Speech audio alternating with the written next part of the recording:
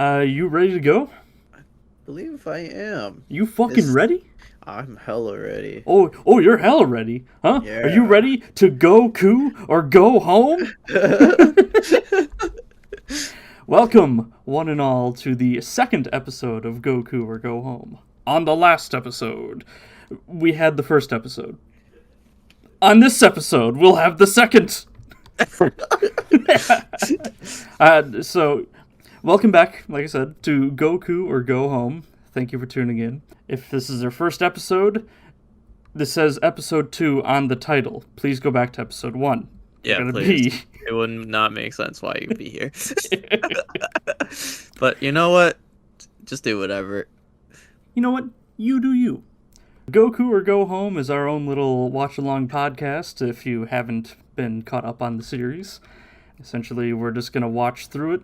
I've seen through the series. This will be my third time. And for you...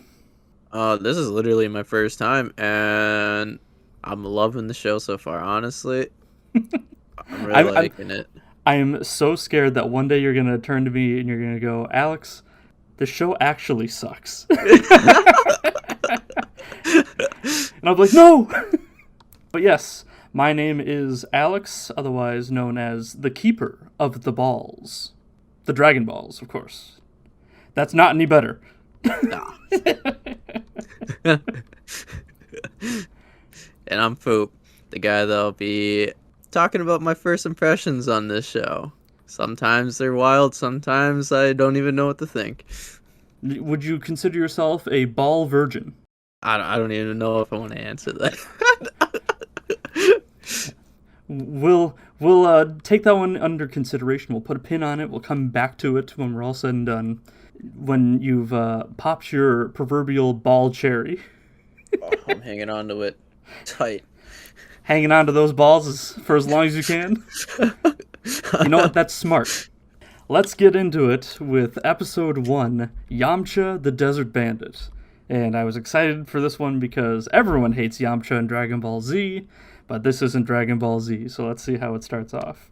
Really funny, actually. Just a quick note.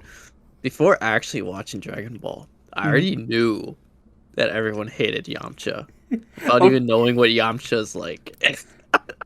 So, I'm sure you've seen the pictures of Yamcha in his, like, hole. Like, have you ever seen those pictures? He's, like, laying down, and he's all, like, burnt. Let me search this up. Sorry for delays. Yeah, I've seen No, this picture. Yeah, you know that one? Yeah, I've seen this picture.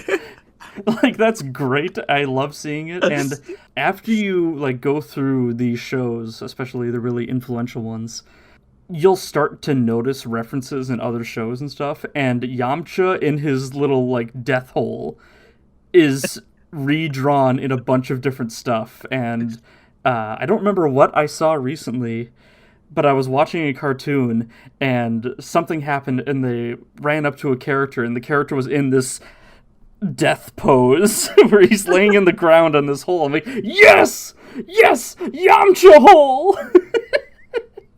Like, God, all right, I'll try to see if I can find that later. This is a pretty funny picture in general. Mm-hmm. Anyways, into episode 1. Sorry for the delay. No, it's okay. Episode 5, Yamcha the Desert Bandit, actually starts off with my bad, episode. Yeah. It starts with Bulma, Goku, and now Oolong heading off on a boat together. I had the same question that Goku had. Why is Oolong coming along? Like, Oolong was kind of a shitter in episode 4, but Bulma says that his powers could come in handy. And, you know, that's fair. If you can kind of keep him on a leash, then that would be fair. Oolong says, I think the girl has something for me, you know? Something I expected him to say. Man, Oolong didn't even want to be there. Oh, she digs me, kid. She digs me. Bulma claims that Oolong isn't her type, and she's looking for tall, dark, and handsome. And knowing where she ends up with Vegeta, who is most certainly not tall in the slightest, she must have, like, settled somewhere along the line and just took what she could get, you know, manlet. Oolong tells her to give it time and that he's the man, which Goku responds to by reaching right into his crotch to double check. We're like 2 minutes into the episode, not even, and he is just feeling him up right there. You know, good on Goku not to let gender stifle his curiosity, but like, Oolong lets him do it to him for a little longer than the others do. You know, he freaks out about it because, you know, it's unexpected, but he gets 6 dick pats. I counted. Of course you would. Like, other characters only get like 2 or so, and he claims, I'm not that kind of pig. But, you know, what do you gotta hide, huh?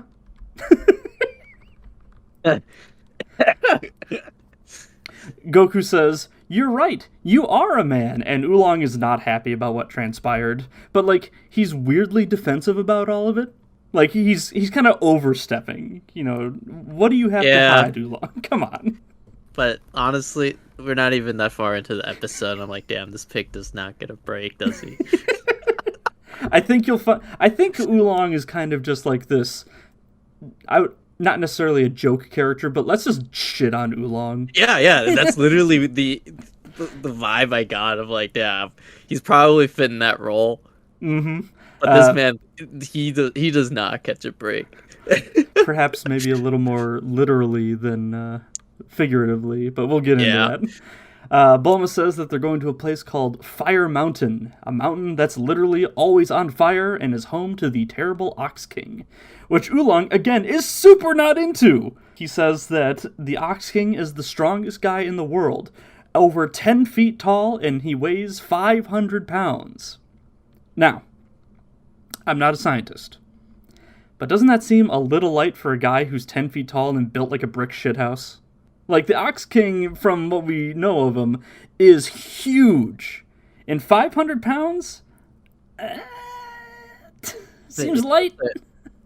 Yeah, I'd say so. I had like a buddy back in high school who played for the football team. 6 feet tall is like 300 pounds, maybe even more than yeah. So I'm like, you know, he's 10 feet tall, and, you know, muscle isn't just like a straight 1-to-1 thing. You know, if you're 100 pounds at a certain height and then you double that height, you're not necessarily going to be 200 pounds, you know? Mm-hmm. Muscle compacts, you know, it's almost exponential, I'd say. It could have just been a rumor. I would have gone, you know, 10 feet tall and 800 pounds of pure muscle. You know, that's what I would have said. A little bit more exaggerated. Mm-hmm. At this point, the animation goes into this really sketchy black and red art style, almost like a sketch. It illustrates the Ox King's power and ferocity and how he uses a big axe to cleave mountains and mutilate people. I thought it was pretty cool. I liked it. Yeah, I always like when they change up the art style to show someone's imagination. Goku thinks he sounds unhappy, which Oolong responds to say he's radically unhappy. And I always love hearing words like radical and tubular, and basically I just really want to hold on to any gnarly skater lingo that I can from like the 90s. It's always good to hear. Oolong bails. He transforms himself into a fish and he jumps out into the water because he's a coward. Goku strips down to fish him out again. And again, we are like 5 minutes into this episode. And my man, he just can't keep his pants on. I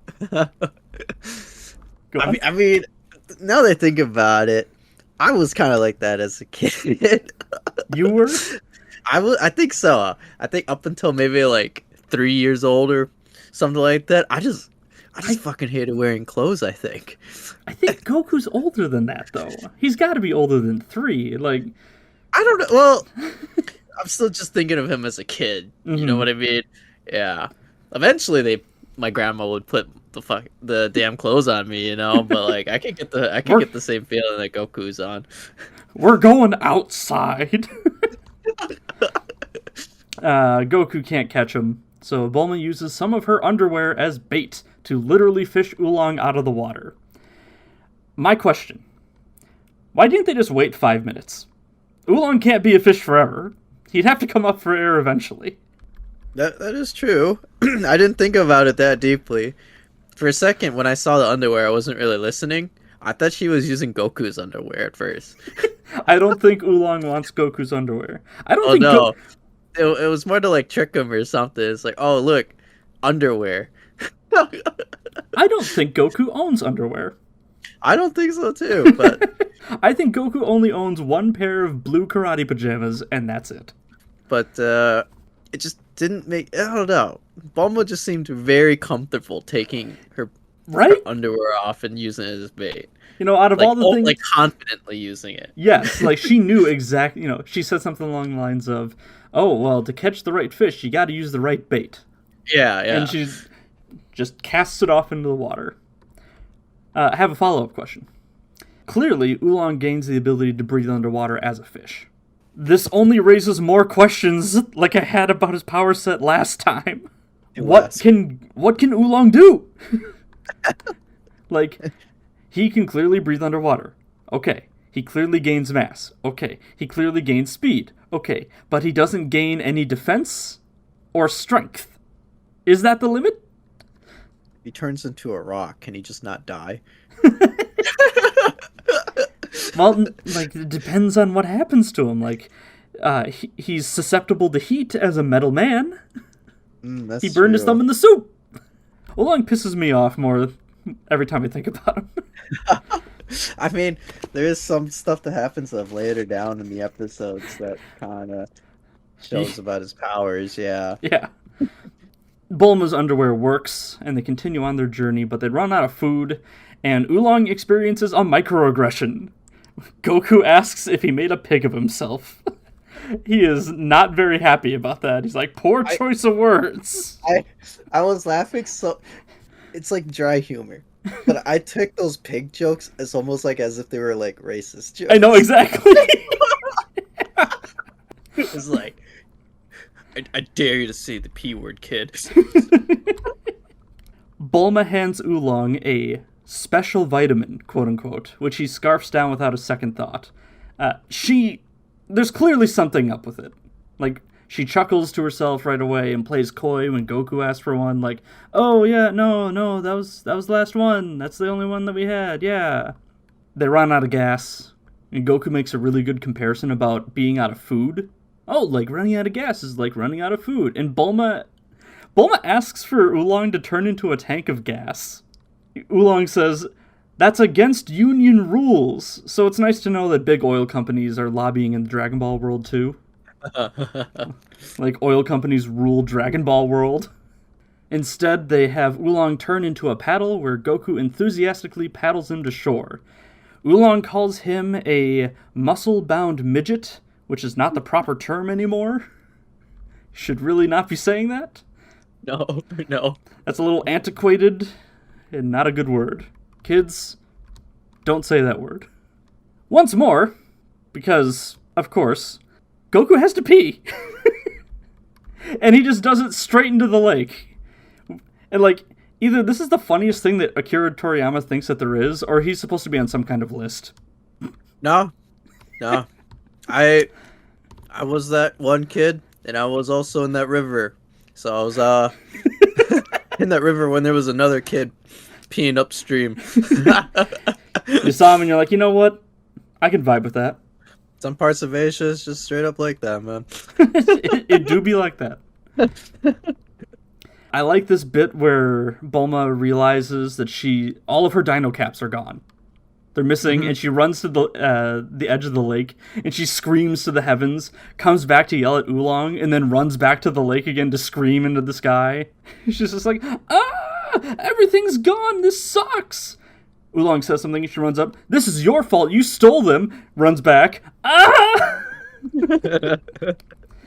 without their dino caps, Bulma says that they're stranded, and in the ensuing back and forth, Oolong slinks away! He just bails again. So I love the little animation that they had him.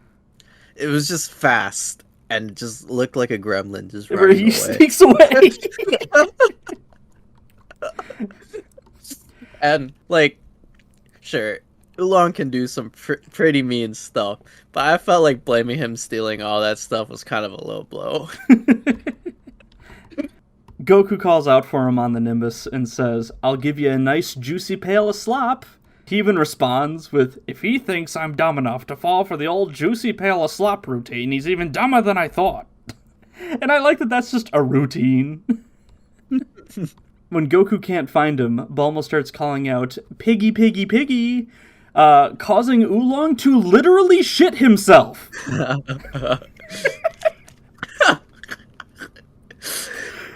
Like, he cries, he cups his butt as he, like, runs around, like, oh god, oh, it's coming! And, like, they use firecrackers to kind of cover up, or, like, use it as it's a metaphor. Yeah, to show how badly it was. Man, I would have lost it if he had one of those shits where you have to take all your clothes off. Like, he comes out of the bush just naked. Well, he's wearing overalls, isn't he? I think so, yeah. I think he's wearing overalls. Was he? It's either over... I don't remember, but... Still, like, he had... I can only remember his hat. He had a nice hat. Yeah. Maybe he wasn't wearing overalls. Bulma says, "Remember that vitamin I gave you? It's actually a pill that makes you go squatty potty anytime someone makes the piggy sound." Which is amazing. Like, there's layers to all of this. Bulma gets more competent and moves back up the ladder, in my opinion, but we've also upgraded from pee jokes to poop jokes, which we're reaching dangerous levels of humor. Like, this is incredible. Goku turns on Bulma, because now he is convinced that she's a witch, and she cast a spell on Oolong. But seriously? Why does Bulma have a poo-poo pill? Why does it specifically activate by saying piggy piggy? Honestly, I just let this one slide. I couldn't. I don't know. I can't question this. Where is the science? She says that it's just science, Goku, but where's the science? Maybe she... I don't know, man. I can only think about how if she knew when the laxative would kick in or not. It took a while. Maybe it's all psychological. You know, it's in his head now. So every time she yells piggy, she just freaking shits. Well, that's the thing. Goku, just for fun, says piggy piggy, and Oolong has to shit himself again. It's great! Now with Oolong in line, Bulma has him turn into a motorcycle, but she is too heavy for him. And I have to ask again, what is the limit of his power? Like, he turned into a motorcycle, but he can't carry Bulma, who I assume can't be that heavy. Like, even if we assume that Bulma's a teenager, she's like a pretty trim young gal. 100 pounds, 120. I'm maybe not that big. I'm 120 pounds. Yeah, I can't imagine 7, you're bigger than or smaller than Bulma. So yeah, like I'm not that big. I can see myself. If not, it's me, maybe less. Mm-hmm. Oolong says that his shape changing doesn't make you any stronger, but we clearly saw him in the last episode breaking shit. So what is the truth? Oolong transforms into underwear and asks Bulma to put him on so only one of them has to walk. And she slaps the shit out of him. I always say the show is wild, but that was the last thing I expected, even knowing Oolong. Put me on, and then only one of us has to walk. And yeah, she just slaps him so hard that it does like a triple take. Like, it does the same animation from different angles. So they had to animate it 3 separate times. And it's about this point where I said, actually, Oolong kind of really sucks. As far as Oolong goes, I don't think I'm much of a fan. It's okay. I think there at least has to be one character like that, you know? Sure, it's funny to literally shit on him. But I don't hear people say as much shit as Oolong as I do with Yamcha. I think it's because Yamcha actually does stuff in Z, while Oolong kind of takes a major backseat. But if we get to that, we'll get to that. No worries. It's just funny. Never watched the show, and yet I hear so much about Yamcha. Yamcha, like, permeates out past the cultural zeitgeist of Dragon Ball.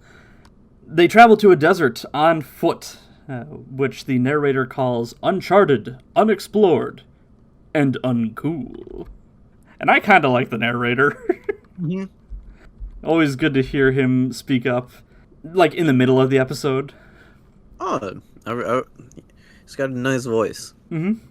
Bulma says that she can't take this kind of activity and that she deserves to be pampered, and it's super relatable. Have you ever been so overwhelmed that you're just indecisive about giving up? Like, she goes, or Goku asks if she's giving up, and she goes, no, yes, maybe, I don't know. And, like, I feel ya. I get that. Dude, I know that feeling. I really do. Culture shock, different location, homesickness when you go travel. Like, that was back in, like, 2008 when I first went there, dude. I was in the back of my uncle's truck, and I'm just, like, in the trunk, right? And we're just... You're in the trunk? I was in the trunk of the truck. I was laying down, staring into the sky, and I see just freaking McDonald's just floating in the sky. Man, corporate advertising got to you hard. I wanted it so bad. Bulma throws a fit and wiggles herself under, like, I don't know how to describe this other than a rock on rock stilts. Like, these formations look so unique and interesting. I don't think anything like that actually exists in real life. It's like a rock on rock pillars. Did you actually pay attention to those? No, I did not, actually. They're real cool, and that's just something that happens in Dragon Ball. There's a lot of cool environmental things. A lot of people shit on Dragon Ball Z because they're like, oh, they're fighting in the wasteland, or, you know, the cliffs or something. But those cliffs are pretty fucking cool looking. I like those cliffs. Let me see. They decide to rest a while, and we see a little floating cat spying on them. And menacingly, the cat says, "Victims!" in a high, squeaky voice. And that's Puar. And I like Puar. They serve Yamcha, the desert bandit, as kind of like a cheerleader. That was just a friend. Well, as they go on, they keep going like, yeah, Yamcha, let's go, Yamcha! Oolong sucks! Do you know what animal? Is it a cat? Puar kind of looks like a... It looked like a lemur to me. A cat. It's got like a curled tail. Maybe it's got like some prehensileness in the tail. Mm. But it floats anyway, so you don't really need to do much. I see. Puar's voice is fine for like when it's short, like 1 or 2 words is not bad. But when they start talking like full sentences, I'm just like, I can see you being annoying. I was okay with it because Puar did say some pretty funny stuff. Like I said, the first introduction is them saying victims with like such glee. We get to see Yamcha for the first time. He's got long hair and like a surfer voice. Mm-hmm. He's like, yeah, dude, but not like using dude. He's the butt of a lot of jokes in Dragon Ball Z, but actually here he gets stuff done. Like, he's actually kind of tough. Yeah, no, that's... I was surprised that... I didn't know Yamcha was, like, resorting to banditry. I always thought he was a good guy from just looking at him as a person, you know? Well, when I see Yamcha, and as he acts through this set of episodes, he's definitely a bandit, but he's noble, he's honorable to an extent. Mm-hmm. I do like how Yamcha's portrayed in these sets of episodes here. Yamcha rolls up on the gang on this dope-ass land speeder. The best way I could describe it was a Segway hoverboard. Like, it's floating, and it's got, like, the little handlebars, and he's just standing on it. And it's got, like, 2 little feet pedals on the bottom. Like little skis, that's how he lands. Yeah. Yamcha, like I said, is pretty polite for a bandit. He greets them, he tells them that he's the master of the land, all he wants is their stuff. No big deal. You know, he's like, hey, we don't have to make this violent. Don't worry about it. Oolong recognizes Puar from Shape-Shifting Academy. And apparently he stole Puar's lunch money, and I just like this concept of all schools being the same. Like, I've never been into Harry Potter, but, like, are swirlies a thing in, like, the wizard world, too? Like, I don't know if Puar's a boy or a girl. In my notes, I just constantly have it say they. But Puar says that Oolong's a big bully, and he took his lunch money and picked on him because he was the only one smaller than him. You know, I was waiting for Puar to just shapeshift, but it took him quite a while to actually show how he shapeshift, or how the thing shapeshift, you know? I don't know. I just didn't expect the little thing to actually go to a school. I think Puar is truly Yamcha's, like, in Yamcha's corner, and hey, drop of a hat, you ask for it, I got you. Much more loyal than Oolong, much more competent in transformations. I'll bet that Puar can transform for longer than Oolong. I could say that. We haven't seen it happen yet, but I bet even Puar could kick Oolong's ass nowadays. And in fact, he does later on. Oolong volunteers Goku to fight Yamcha. And I'm sensing a pattern of people pawning Goku off to do their dirty work. Like, even Goku doesn't know why he's fighting Yamcha at this point. He's like, but why do I want to fight him? Is he bad? I also like this fight a lot. He pulls out a really cool sword and admires Goku's bravery. And as far as first introductions go, I really liked Yamcha up to this point. He's been a cool, admirable dude. And he's like, hey, I don't want to hurt anybody, but, I mean, you didn't give me your wallet. I got a little shivers from watching these episodes, and my first shiver was when I see Goku getting punched for once.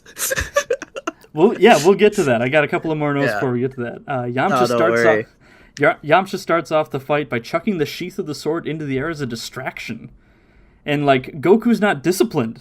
I think that's the first thing that I noticed was like, oh, no, Goku, what are you doing? Don't take your eyes off your opponent. What are you doing? We get these shots of Yamcha switching up his sword hand position. It's a really nice touch. It gives the fight something to focus on.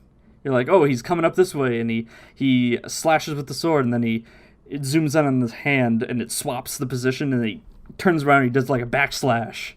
Yeah, this is the first fight that Goku actually has someone keeping up with him, and it's exciting for a change. Yeah.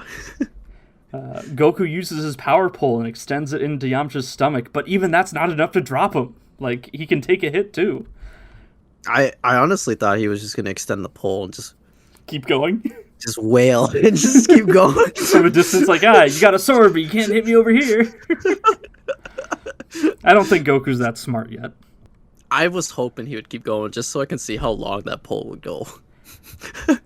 Like, I'm still curious to see the true power of that stick. I have some great news for next week's episode. Okay. Like, you're going to hold on to this memory, and next week when you're watching the episodes, you're going to go, no way! No way! All right. Yamcha actually seems to know about the power pole and Grandpa Gohan.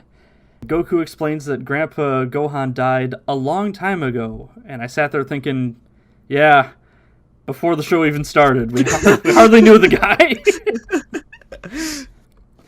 Yamcha busts out his signature move, the Wolf Fang Fist, and proceeds to kick Goku in the face. In fairness, it does turn into a flurry of punches after that. But I just thought it was really funny. He's like, time to bust out my Wolf Fang Fist. And then he runs at him real fast, and then he kicks him. Yes. The fist kick. I liked how with the animation, it was changing between the wolf and him. Though you can kind of tell it was a little bit outdated. In a way. It was a little rough to watch. Yeah, a little bit. But thankfully... But I'd rather see that than just... watch Yamcha just run at him. They do update that animation as the series goes on, if I want to say. Okay. yeah, I think they actually do have something pretty good for it.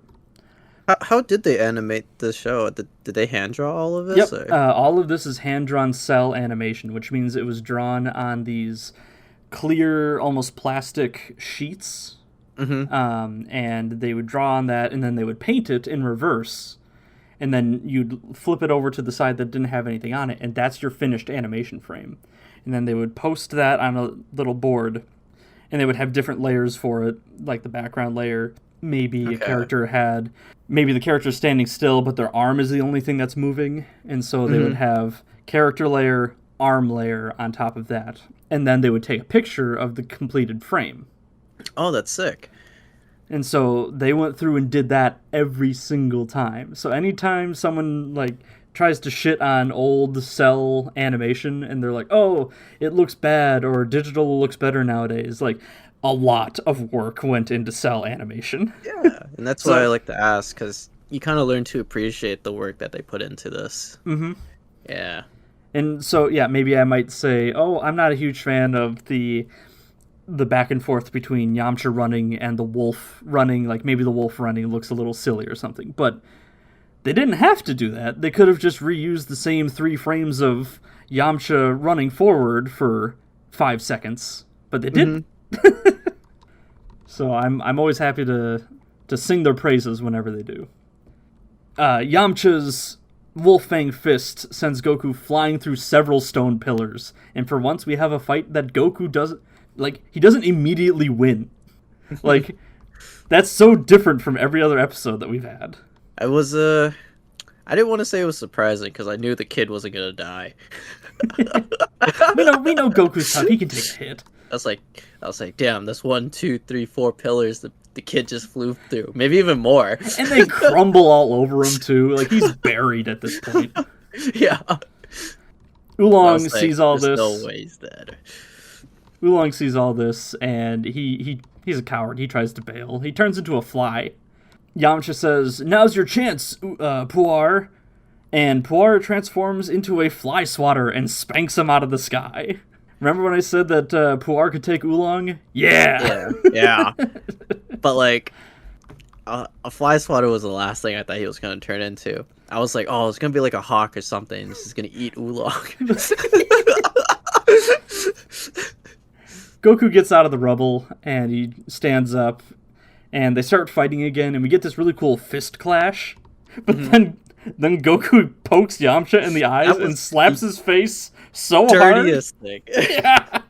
He slaps his face so hard, he flies really fast, like he flies back, hits a rock at this weird angle, and then he gets shot into the ground like a bullet. Like it does like a pa-ting! And he just goes into the ground like some Looney Tunes character falling from the sky too quickly. It was like bouncing off the bottom part of the platform and smash. Yeah.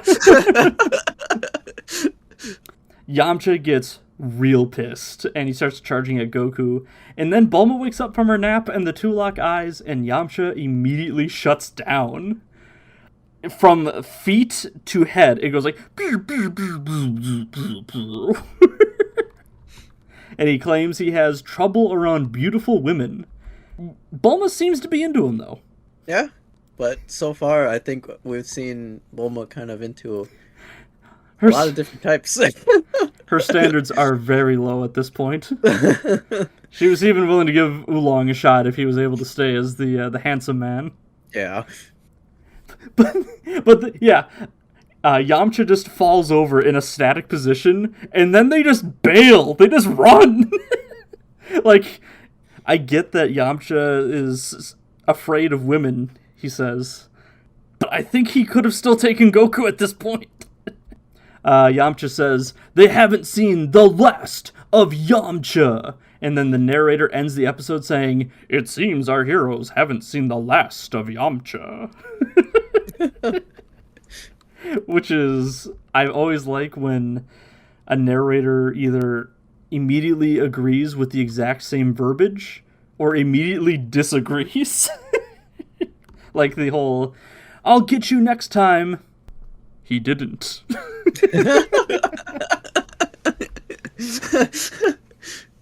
Always love that bit. It's always funny. Episode 6 rolls up. And it's called Keep an Eye on the Dragon Balls. And starting up, we have Yamcha and Puar having tea, talking about how they're totally going to get our heroes and how shenanigans totally aren't going to happen in this episode. Oh, bad. Oh, bad. I just want to say, I already love this episode. You like this one? I really like this one. And it's literally just for a few reasons. I think I know which reasons. We're shown that Oolong has had a dino cap that had this bitchin' double-decker camper van. I am a huge fan of this van. I would spend like a straight week in Oolong's mobile love shack. You know, maybe it was because they just spent a lot of time in the desert and out in the forest. They just made it look really, really comfy. Yeah, it's super inviting, and like it's even got a bath. It's got a big like communal like eating area. Mm-hmm. Like it's nice. I like it. Yeah, it's got like a kitchen on the right side of the vehicle, and then there's like across from it's the couch, and to the left of it, the driver's seat. No, a little bit further down, there's like the stairs going up to another room. I like the layout of it. I like I said, I would want to. I hate driving. I hate going on trips, but I think I would stomach it for Oolong's mobile love shack. Oolong clearly has nefarious deeds planned before we even get to the title card. Like, he's kind of smirking, and he has like the dark shadows under his eyes for a split second as he giggles to himself.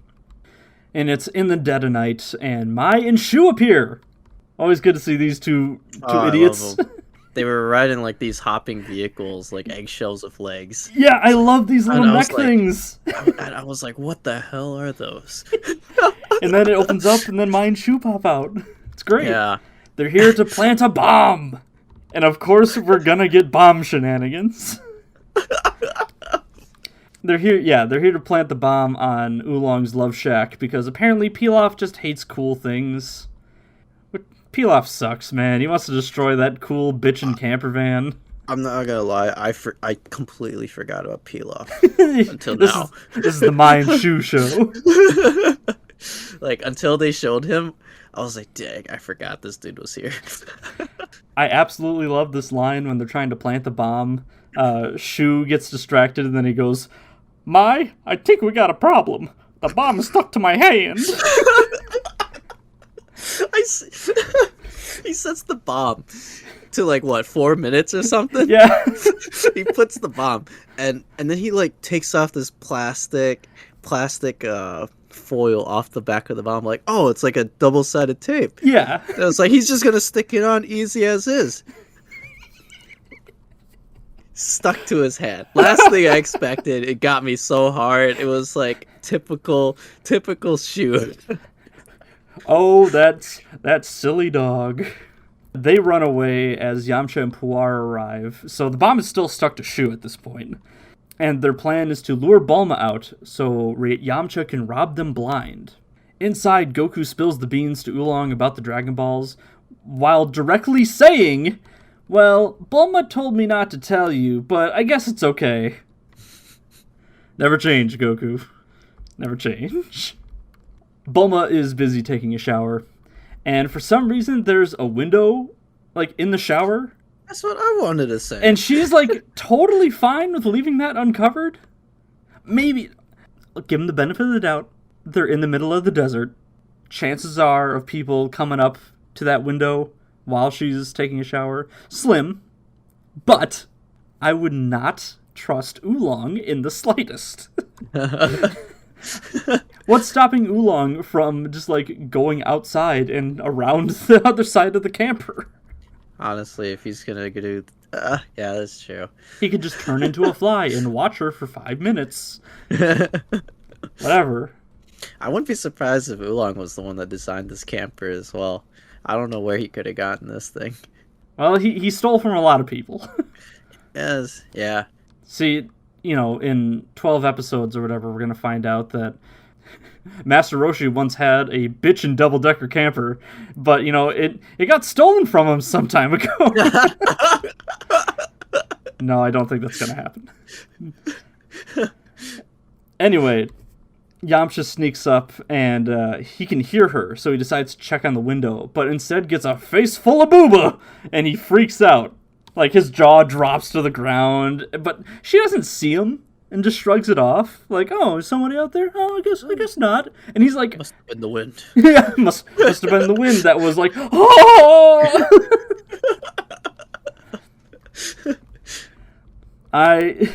Anytime Yamcha sees Bulma naked, you get these sparkling stars over his eyes, and he's like, oh, no!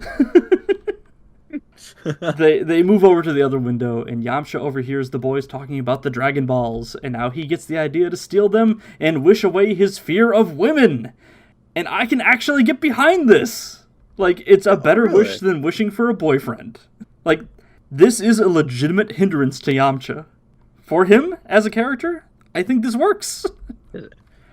Yamcha? Oh, no. Maybe that's a question I'll figure out down the line if Yamcha is still afraid of women by, like, episode 100. Yeah. We'll see. Yeah, he's got a legitimate wish. Yamcha doesn't want to rule the world. His dream is to one day be married. Or at least ask a girl out on a single lousy date.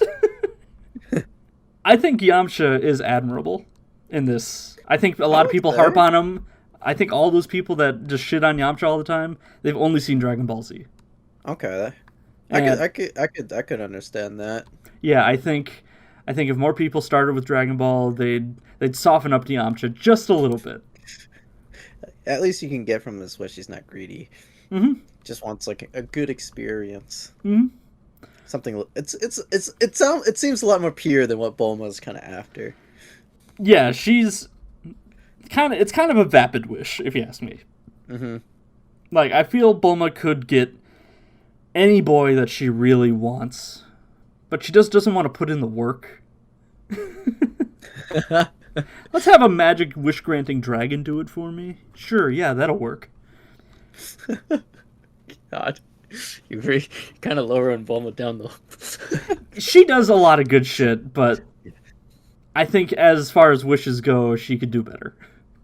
Oolong tries to talk Goku out of getting Bulma her wish, because he's going to want to wish for, as he calls them, guy things.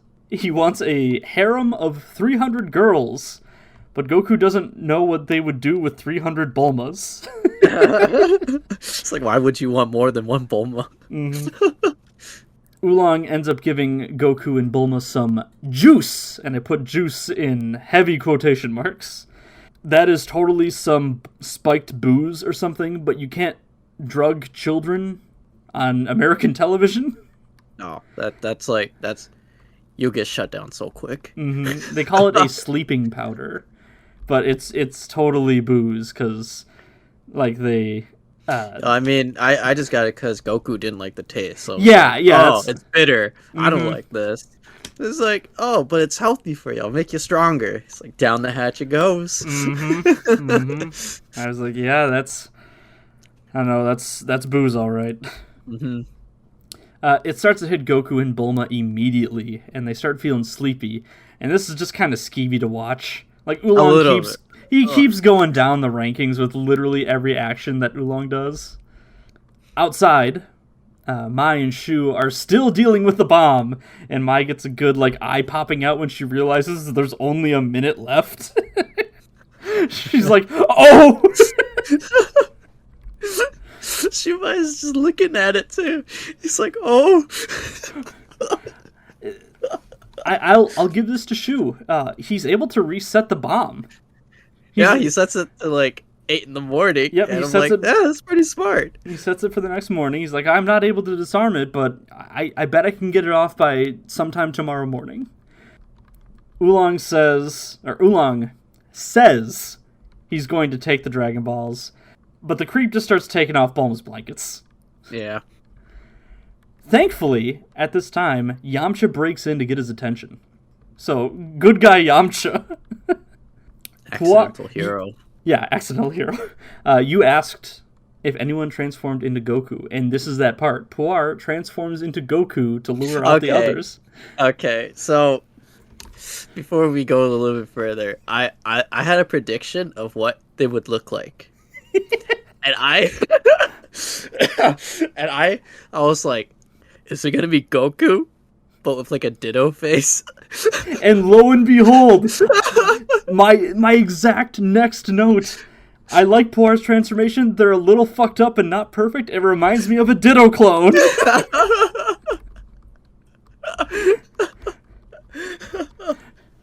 The wavelength. I could not take. I couldn't take it seriously because all I saw was a Ditto. Yeah, and this Puar Goku just has this voice of like, ah! Yeah. I gotta go outside! I absolutely love this setup too. In a panic, Oolong transforms into Bulma and covers her up, thinking that Goku is gonna catch him. So now we have two shapeshifters goofing on each other. And Oolong's Bulma is terrible! Oh, it was so bad. It doesn't look anything like her. She's got like Oolong proportions, and it's still kind of his voice. They're both terrible actors. Puar manages to get Oolong out of the camper, letting Yamcha search for the Dragon Balls. Yamcha goes upstairs to Bulma's bed and thinks that he sees the silhouettes of Dragon Balls. Like they're under the covers, and he goes in for the grab, and he's just like squeezing these alleged Dragon Balls.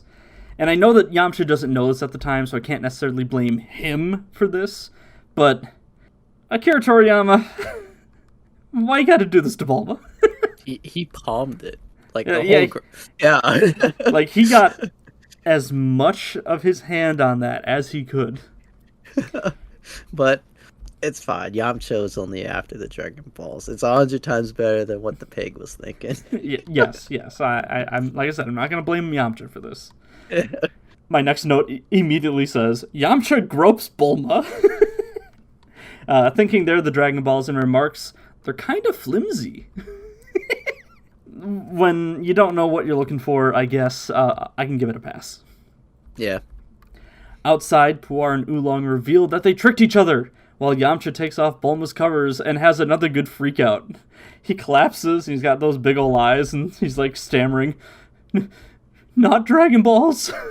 Not Dragon Balls! And I have a question to pose to you. Mm-hmm. Do you think that if Yamcha wasn't afraid of women, like if he didn't have that weakness, would he be a creep? I don't think in this case. I don't think so, because like in this case right here, he was only after the Dragon Balls. Yeah, like everything that we've seen of Yamcha was, honor. I'm going to explain to you exactly what's happening. Because all these contacts that Yamcha had with a female were all, like, I would say accidental. Yes. Yes. What is it? There's like a term like accidental pervert or something? Oh, like sure. animals. Yeah. Yeah. It's something like that. It's all a big misunderstanding. Like if she got mad at him for it, he'd be like, "I didn't know, girl." But if he wasn't afraid, yeah, that's what I would say. I think Yamcha is more honorable than someone like Master Roshi or Oolong. So just because he has power doesn't mean that he would necessarily abuse it in that sense. Yeah. Morning comes, and Oolong is posted up at the front of the van with a gun. And I know that Bulma has one or several, but it's just a little strange seeing Oolong with one. I don't know about you. Really? I thought it was hilarious because he's so small. He's so small. He has an old gun. It's like a Garant or something. Yeah, that's the other thing. Akira Toriyama really likes drawing mechanical things and older designs.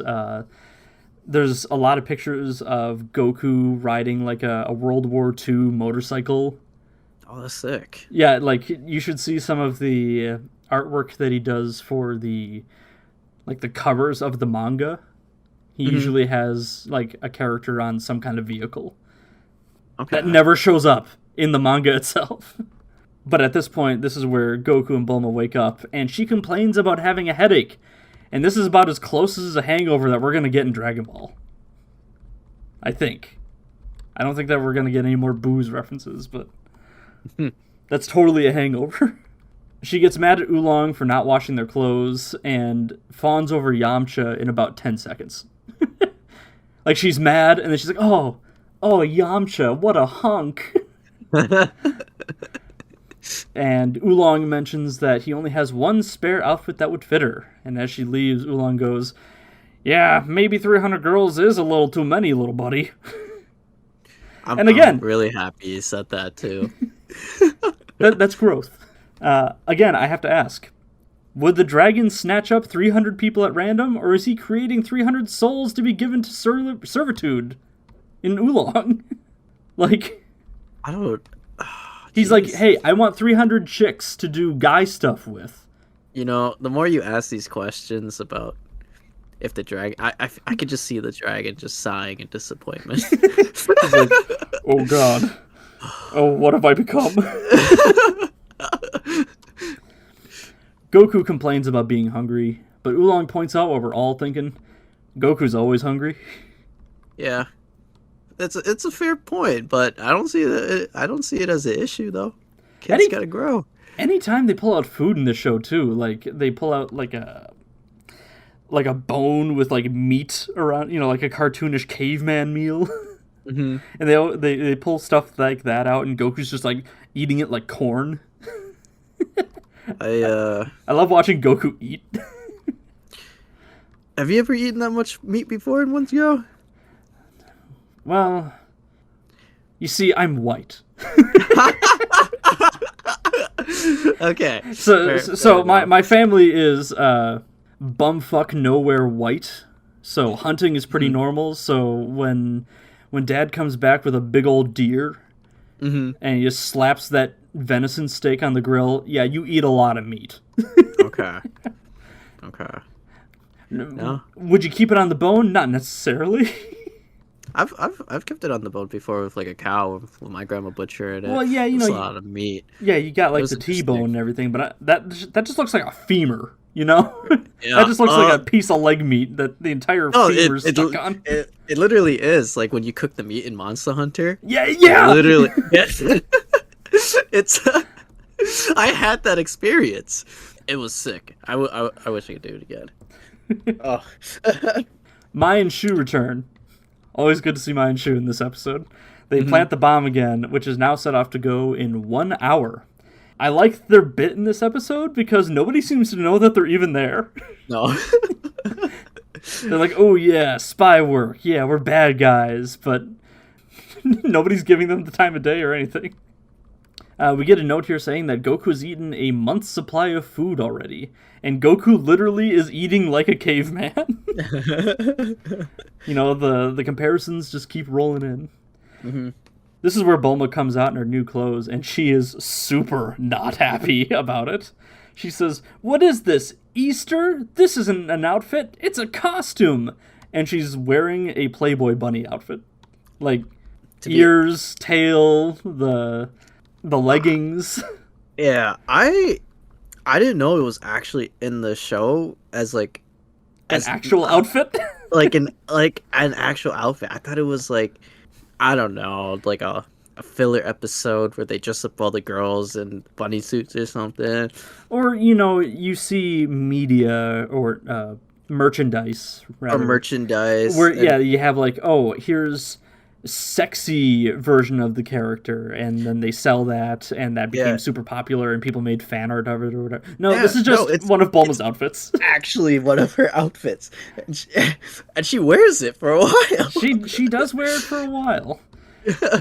My question for that is, if she hates it so much, why did she put on the bunny ears? She literally wears the complete ensemble. You know what? I appreciate it that she went all the way with that. I think I would have been more bothered if she didn't wear the bunny ears. It wouldn't be a complete costume. That's what she called it, a costume. It's a costume, yeah. Yeah. She understands fashion. She knows how it works. Yeah. It would just feel off. The gang drives off, and Yamcha returns in his old roadster. And, like, it's a cool old, like, brownish olive tone car. Mm-hmm. Carry in a shit ton of guns. Bulma says, "That Yamcha is such a hunk," as he aims a rocket launcher at them. Bulma seems to have this problem about self-preservation. Like, she will literally stand in front of danger pointed at her face because she's distracted by some handsome dude. And you're right. You said this last time. She is down bad. I don't even know how it all started. She wants that boyfriend. Like, I know that, but you don't just... Or do you? Do you just wake up and be like, damn, I need to get a girlfriend? Maybe you're comparing yourself to everyone else, and Bulma is just jealous of everyone else having boyfriends but her. And like I said, she just doesn't want to put in the work. So she wants to go on an adventure. Almost die a lot. Maybe she doesn't want to deal with the dating scene. That's the problem. She doesn't want to deal with the dating scene, potential heartbreak, what if it doesn't work out or whatever. Just she get the one. Guaranteed. Yeah, get the one. Guaranteed. Perfect man. Bing, bom, boom. We're good. Yamcha shoots the van with the rocket launcher. The van crashes and a wheel comes off in the explosion. And Goku comes out to square off with Yamcha again. I really like Oolong's line as Goku charges into the fight. He goes, "No, Goku, he's got a gun!" Like that stopped him before? Goku's been shot, 3 times at this point. The driver shot him. He's been hit by a car, he's been shot, he's been hit with an axe, he's been shot again. If anything, I think he's just desensitized the guns by now. He's like, I've seen that before. It's like a bee sting, right? Again, Yamcha is a super admirable dude and wants to have an actual fight with Goku. He puts his gun away and he's like, so you want another spanking from my wolf fang fist? I don't want to hear Yamcha say spanking anymore. Yeah, I didn't know if I liked that line from Yamcha, but I feel like it's something Yamcha would say. Yamcha's only hanging out with this Puar character. Probably isn't getting the social interaction that he needs. And that's what made me think why he was afraid of women. Or maybe he has some backstory trauma about women that I have no idea Maybe about. just because he's out here all by his lonesome, he just never learned how to talk to girls. Yeah. He didn't have a Grandpa Gohan in his life to, teach him to be very polite to girls. I'd say he's polite enough, but just doesn't know how to talk to him. I think it's just being genuinely nice is just a human. Mm-hmm. Except the banditry and the rocket launcher and pointing a gun at a child. In comparison with other bandits, I would say he's probably the nicest one. Yeah. Goku claims that he only lost last time because he was hungry, and he's able to back it up because he really lays it into Yamcha here. He kicks a tooth out of him. Yeah, oh my word. Puar transforms into a mirror and shows Yamcha, and this is the absolute worst thing to ever happen to Yamcha. He claims now he'll never be able to get a date, and he runs off in tears. Dude, I've had a similar experience to that. Back in elementary school, there was a mosh pit by the school. As elementary schoolers are known to do. with the snow, right? There was just a mosh pit. I get elbowed in the face, and I hear a snap. Ah. I was like, what was that? I go in, I lick around. I was like, oh, I chipped my tooth. And I cried, man. I cried. That sounds awful. But not because it was painful. It was because I was like, I gotta tell my dad I freaking chipped my tooth, and my dad was gonna be pissed. That's always the worst thing. It's like, I'm trying to even think of an example. Oh, I remember one. My dad gave me this old memorabilia thing for football, and he's like, hey, yeah, I had this when I was a little kid. And it's real cool, and why don't you hold on to this? I'm sure it'll be worth something. And then later that night, I was sitting on the edge of my bed with it, and it slipped off the edge of my bed, and it broke. Oh, no. And that feels bad because you broke something, but then it feels worse because now I'm going to have to turn around and say, hey, Dad, you know that thing that you said was going to be worth something that you gave me today? Absolute worst. Yeah. It's feeling it just sucks. Because I literally just got my like teeth taken care of like that same week, if I recall, at the dentist, and I'm like already back. Of It's course. Goku and Oolong find Bulma knocked out in the back of the van. She's got one of those big gross lump things that I hate, so we're just gonna gloss over that real quick. Yamcha comes up with a pretty good plan. If he can't beat Goku, just let him gather the balls and then strike when it comes time to make the wish. Nothing else. Yamcha's resourceful. Gotta love scheme-making Yamcha. Mai and Shu are inspecting the wreckage of the van, and as the second that I saw Mai and Shu, I'm like, oh yeah. They're inspecting this van, and Shu wonders why the bomb went off before 8. Mai says, Pilaf probably got those bombs on sale. And now, I don't buy bombs. Are there often sales at the bomb market? I don't think it's a good choice for me to search it up right now. Yeah, why don't you look that one up for me? Get back to me on that by next week, would you? Okay, thanks. I do like this setup where you have the constant mix-ups and misunderstandings, and it keeps biting the villains in the butt. It's always funny. It's classic, yeah. Yamcha returns and pretends to be nice to the gang and gives them a free car to help them. Or at least help them help him. He's got a tracker planted on the car, so he's going to follow him. Yeah, I thought it was already pretty sketchy. He gave a car away. What's the catch? Oolong checks for bombs. Yes, he says, there is no catch, my friends, and Oolong checks it for bombs, but doesn't find it. And he also doesn't find the tracker. While they talk about their scheme, the van bomb goes off in the distance, and we see a good cutaway to Mai and Shu, and they're all, like, ashy and messed up from the explosion. It was a big explosion, too. It rocks the screen, and you see it in the distance. And Mai says, Shu, are we still alive? The fact that they are alive means either they're more durable than they look, or the bomb just sucked. Well, they probably did. He did buy it on sale or something. Like, Goku would have been fine. Regardless, if Mai and Shu can survive, then Goku would have been fine. Oh yeah, probably just a little gust of smoke or something. I don't see Shu being particularly tough, so I bet Oolong could probably survive that too. Mm-hmm. The narrator ends this episode, and we get a good shot of everyone in the car. Goku sticks his head out of the window like he's some kind of dog. I like that Goku's quickly warmed up to the idea of a car. I'm kind of glad that he's not calling things magic or accusing Bulma of being a witch anymore. Yeah. But, like, we do get to miss out on some of those jokes. No, Goku's adapting really quick. It's just he's having a hard time differentiating gender. Boys and girls, it doesn't make sense to him. He's got to check. Can't have anyone lying to him. This leads us into episode 7, The Ox King of Fire Mountain, where we pick back up with Goku and the gang still driving in search of the Dragon Ball as they get close to Fire Mountain.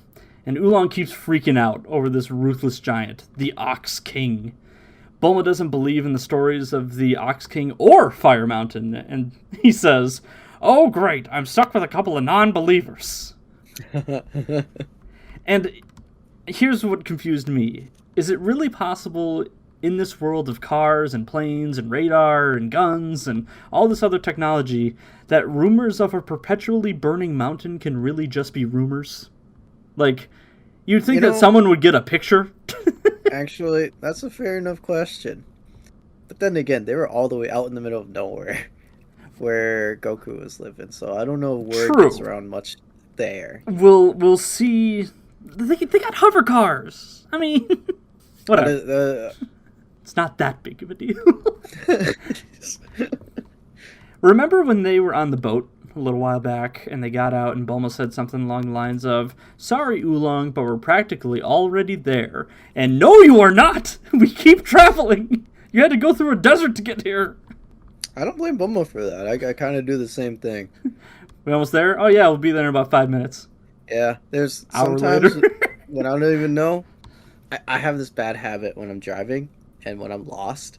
I only did it a couple times with my siblings in the car where I was lost. And they're like, are we there yet? I was like, oh yeah, we'll be there. I just kept driving. I just kept driving straight for the next 30 minutes. You missed your turn like 40 minutes ago.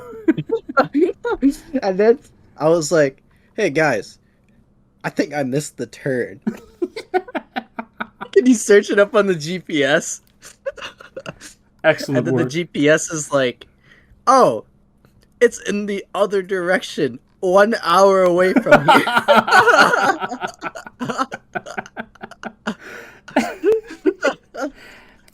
I suppose Bulma is only going off of Dragon Radar and not like GPS or a map or anything like that. Mm-hmm. I suppose I can give her the benefit of the doubt in this instance. You've persuaded me. That I've only done that once. No, twice. The second time was probably just as bad because we were going to a family reunion and it was kind of in the middle of nowhere and I ended up taking my Toyota Camry off-road. Wildest off-road trail I've ever taken this car on in my life. In your Camry. Yeah, in my Camry. You know, we'll have to contact Toyota and have them put the blurb on there, you know. Great for off-roading. Oh, it took it like a champ. Bulma complains about the heat suddenly picking up, and Goku points to the sunset, when in reality, it's Fire Mountain coming up over the horizon. For whatever reason, we have this little bit of Bulma in the back of the car going, oh, wow. And then she smells her breath and goes, ew, I gotta brush my teeth. Like, I actually really like this unimportant stuff that they just throw in the show. it kind of adds to it because it breaks the rhythm or something like that, you know. Mai and Shu have walked nearly all the way back to Pilaf's base, and they're freaking out about how he's going to react, and they start doing impressions of how they wish Pilaf acted.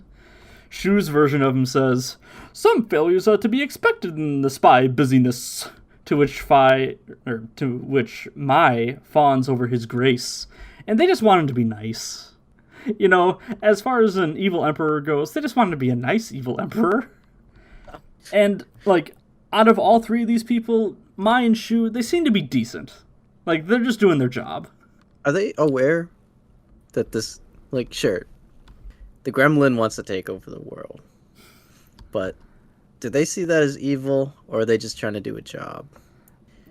It seems to me like they are professionals in the sense that, hey, this is the work, this is what we were assigned to do, we're gonna do it. How Pilaf got Mai and Shu in on this in the first place, I don't know. Okay. Shu says, I need to update my will. He always has the best lines. Yeah, we get the... Remember I had said about the narrator immediately saying either the same thing or the exact opposite? They come back, and upon hearing the news of their failure, Pilaf says, some failures are to be expected in the spy business. Which is great! Mm-hmm. Of course he's lying, and he pushes the grabby sex dungeon hands button. I do like, however, that those buttons have been moved under his spot at the table. That's what I noticed, too. They actually moved it for him. Pilaf puts metal caps on their heads and pushes another button that opens the roof to reveal that he can control the weather! He makes a thunderstorm, and it zaps Shu and Mai, and we get to see their skeletons. Let's just talk about that for a second. Can we please? Pilaf can control the weather! Like, we see a cloud coming out of one of the pillars, or his castle towers or whatever. This is huge! Why isn't he doing anything with this? He's in the wrong business. No wonder he's a failure. It's been like a power source plant, electricity. Like, yeah, he can just make thunderstorms. Like, he lives in a desert. They need rain. Oh god. Oh, you're right. Pilaf, you dumb fuck. After being shocked, Shu and Mai say it was a shocking experience and a real charge. And they are consistently the funniest part of this grouping. I was predicting Shu was gonna say that. A shocking they literally experience. They literally got Frankenstein. They did. Pilaf is pointing his fork at them and he's saying things like, "You think I like doing this? How do you?" And like he looks up and goes, "Oh, I've got a metal fork," and like lightning strikes him too, which is good. He deserves it. Yeah, he does like doing it. I bet he does. He loves it. What a jerk. There's no way he doesn't. Yeah. Lying little gremlin. Goku, Bulma, and Oolong are staring in awe at Fire Mountain. And Oolong wants, again, he just wants to run. He's a coward. But at the very least, he seems to know his stuff. Like, he's info dumping on this mountain and the Ox King. The Ox King probably keeps the Dragon Ball up in his castle at the top of the mountain, but even he can't get through the flames. So that's kind of why he's like stalking around Fire Mountain and like hurting people.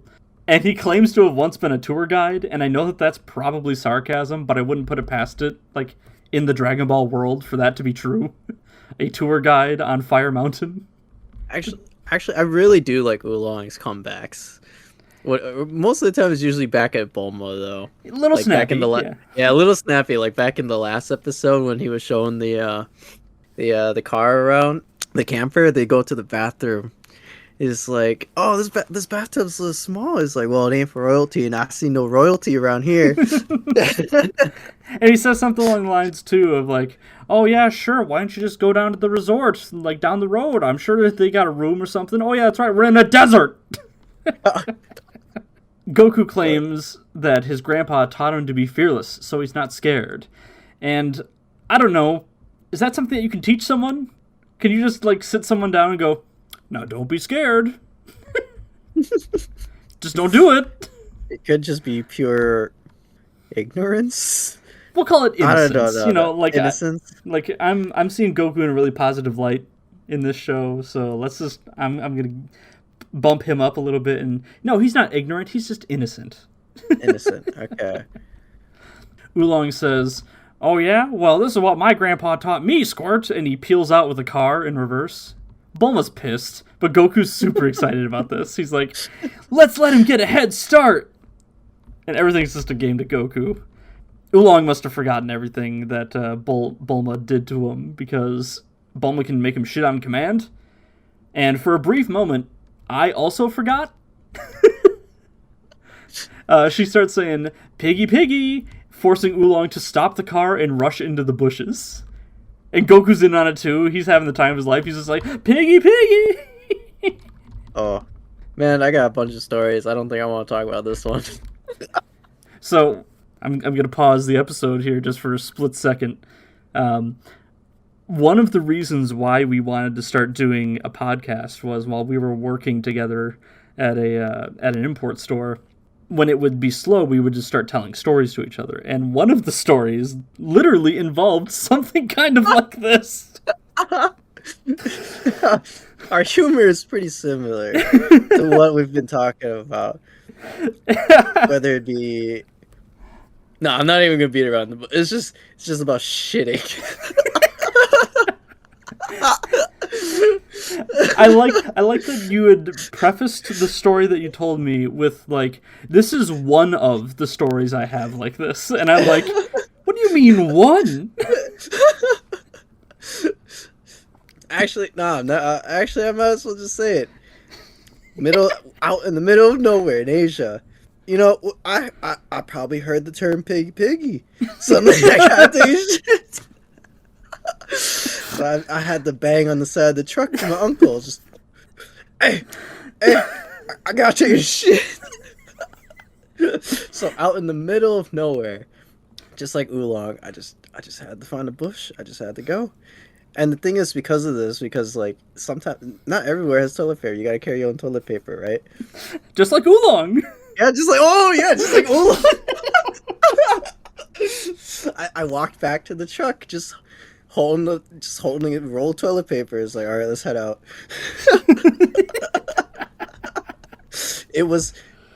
How can I? It was a horrible experience. It was hot. It was humid. I was gonna say Asia, in the summer Asia. or whatever. Yeah. Ooh. Yeah. Ooh. Now, this wasn't the same day I was thinking about riding in the trunk thinking of McDonald's. Yeah, this is a different day. back in Dragon Ball world, Yamcha watches from afar. He's keeping tabs on the gang, and he's working with new details into his schemes. And he really wants to see Goku fight the Ox King just to see him lose. A scream catches his attention, and we see a big purple T-Rex chasing a little girl in Dragon Quest armor, which isn't a big surprise since Akira Toriyama did design work for Dragon Quest. Oh, did he? Yep, so if you see similar designs between the two, it's because it's got the same artist doing stuff. Oh, that's so cool. The little girl takes the crest off of her helmet and hurks it at the dinosaur and cuts off its head in a single strike! And it boomerangs back around and it lands on her helmet. And that's just real cool. I thought that when I first heard this screaming, I thought it was Bulma getting chased. Of course, yeah, like of course. I just didn't expect a dinosaur, a T-Rex to be chasing, because I forgot there was dinosaurs. She just catches you off guard every once in a while. But then the moment the boomerang cut the dinosaur up, I actually got shivers from that. It's just one of those things. I wasn't ready. I really wasn't. Casual decapitation. Yeah. She sees it collapse and she screams, "Gross! Look what I've done! I've chopped its head right off! Ew!" And she shoots a laser beam from her helmet and it blows up the rest of the dinosaur! This is one of the best character introductions that we've had so far. Yeah, I had shivers. I was stunned by the laser. Like I had nothing else to say. You just see this. She's real small too. Like she's what, like waist height to Yamcha, and Yamcha and Puar see this, and Puar mentions she didn't even have her eyes open, which is fantastic. Impressed, Yamcha goes, "Hey, nice work." But the girl effectively says, "Stranger danger," and tries to blast him with the dinosaur disintegration beam as well. Which is an awesome move, and I think everyone needs to have the dinosaur disintegration beam. Reflexively, Yamcha clubs her in the back of the head with a Dragon Ball staple move, the double axe handle. Really? I was thinking of Tekken. That's... Alright, I wrote a lot of notes for this because I love this move. Really? Yes, the double axe handle, or the double fist hammer punch. Let's talk about it for a second here. This move is synonymous with a few things. The Dragon Ball franchise, theater, wrestling, and Star Trek. Mm-hmm. Essentially, it's where you lace your fingers together to ball both of your fists up, and you club your opponent. Dragon Ball really loves doing the overhead smash version, but this isn't a good fighting move. Like, you can make it look meaty, which is why it's used in, like, stage productions and on wrestling shows. It's showy, yeah. Yeah, but it's super easy to make it look really bad, like in Star Trek. Okay. I don't know if you've ever seen any fight scenes in Star Trek. They bust out this double-handed double axe handle, and they just like start beating on people, and they try to hit him on the back or the side or whatever, but they're going real slow, and like it's not composed very well, and it just looks really bad. Oh no, that's why I was gonna say, why are you mentioning Star Trek? Mm-hmm. It looks absolutely terrible. My favorite media to do it is Dragon Ball, because you can fudge things in animation and make it really work.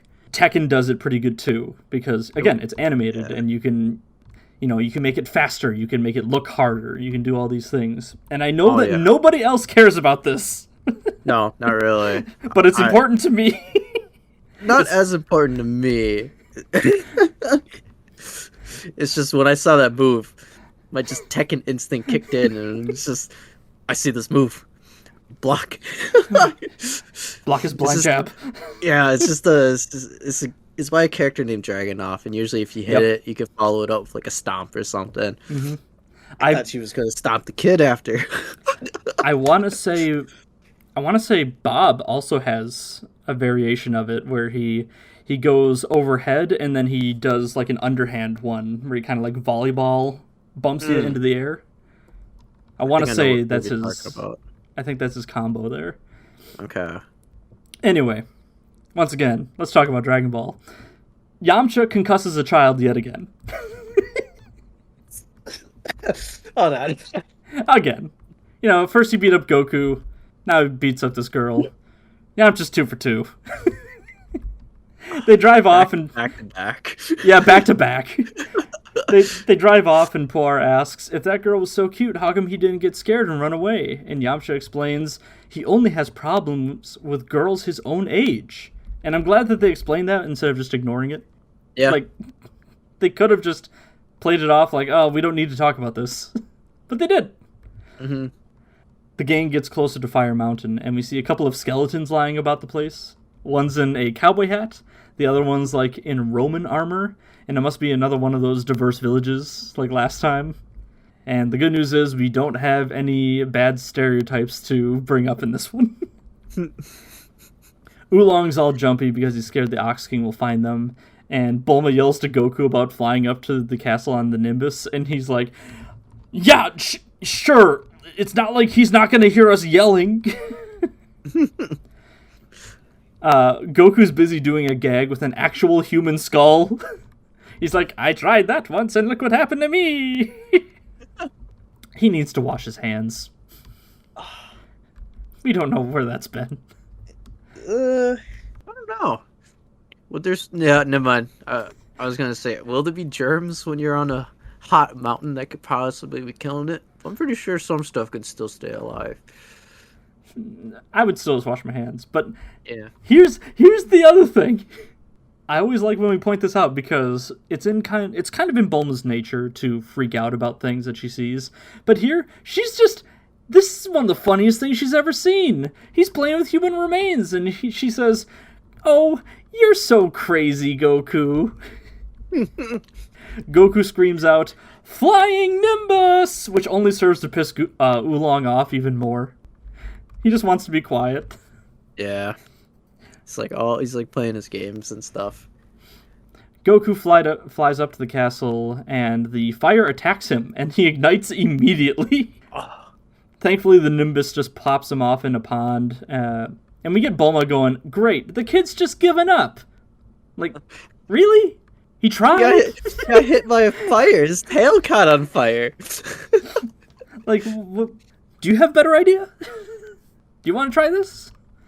The Ox King slowly rises up from behind as this big black shadow with red glowing eyes, and he just chucks this axe that's as big as Bulma is. God. The Ox King is revealed, and he is huge. And I kind of love the Ox King. You remember that bear from before? From the episode where Goku just punched it out in one hit? Yeah. He's got like the same kind of armor on. But he's also got this cool horned helmet on, and he's got this big blue feather coming out of the top, and he's sporting this nice beard. And it's a good thing that he's a man and not like an ox man. Like, I knew who the Ox King was, but you've seen that there's animal people in this world. Yeah, actually, you're right. Were you thinking that he was going to be? You actually reminded me of my prediction when they were talking about the Ox King. When they arrived, I thought it was literally going to be an ox.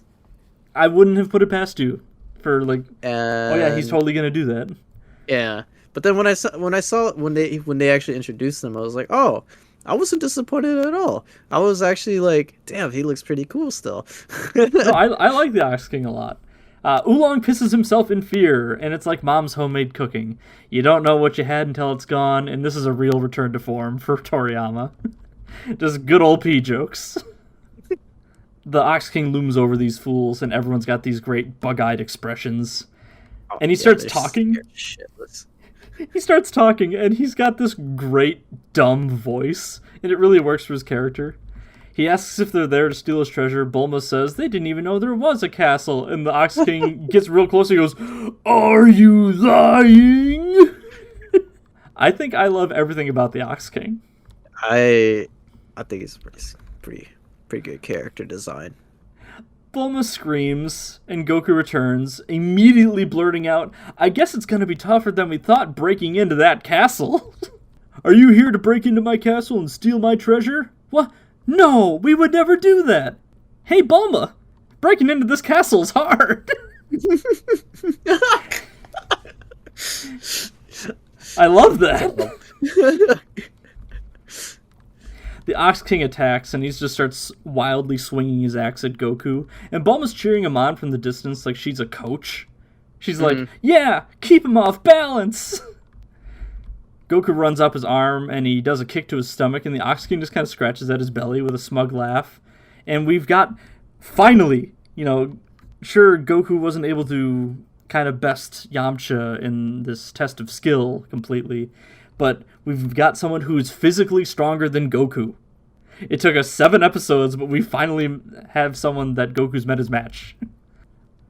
Now we can begin, the training montages, I'm sure.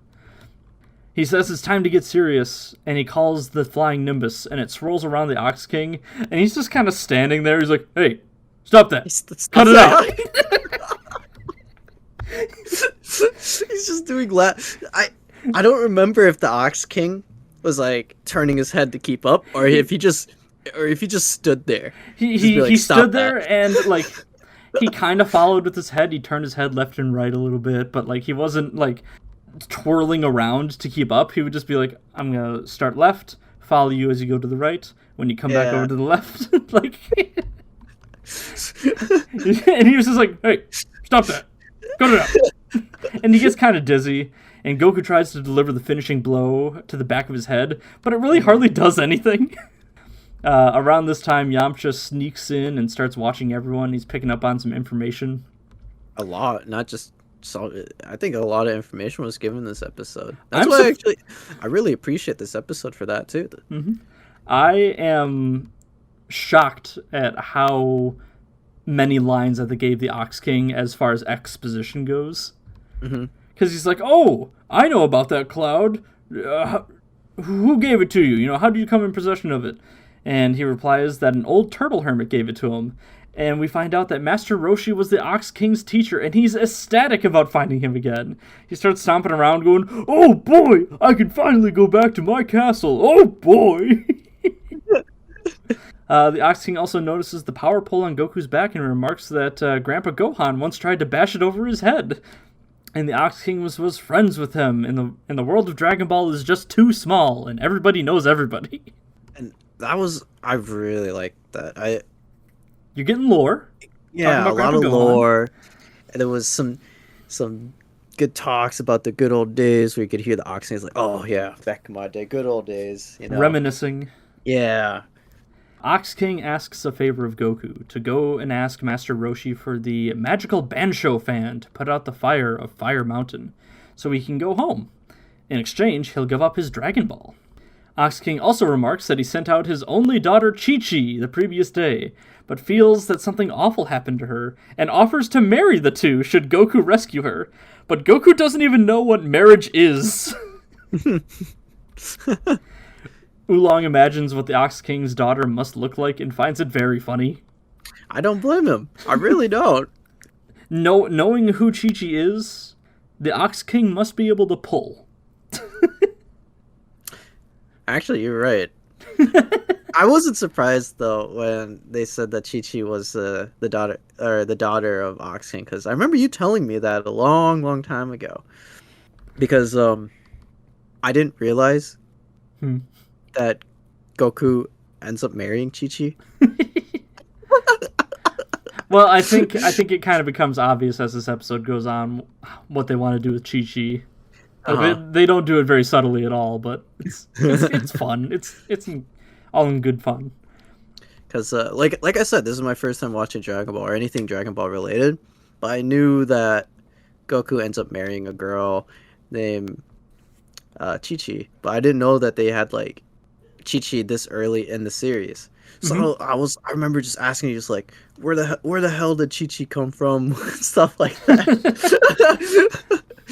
No, it's oh yeah, that's the daughter of the Ox King. I'm like, yeah, I know who that is. Yes, important Dragon Ball character, the Ox King. No, you're gonna start Dragon Ball Z, and everyone's happily married and has children. Ox King pulls out a picture of her, and it's the girl from earlier that cut off the dinosaur's head like she was in Metal Gear Rising. And Rules of Nature was blaring in the background, and it was epic. Rules of Nature.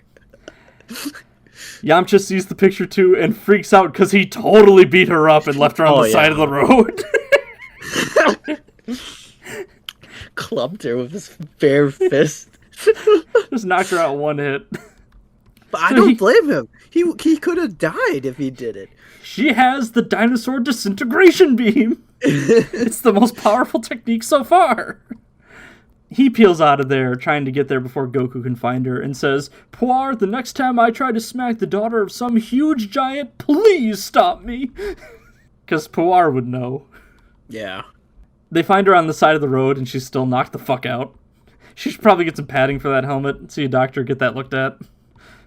Concussion's no laughing matter, kids. I was going to say, yeah, concussion is...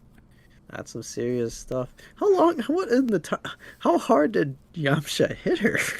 I'm actually going to assume that this happened in a pretty quick succession, because they were already at Fire Mountain while Yamcha was beating up children.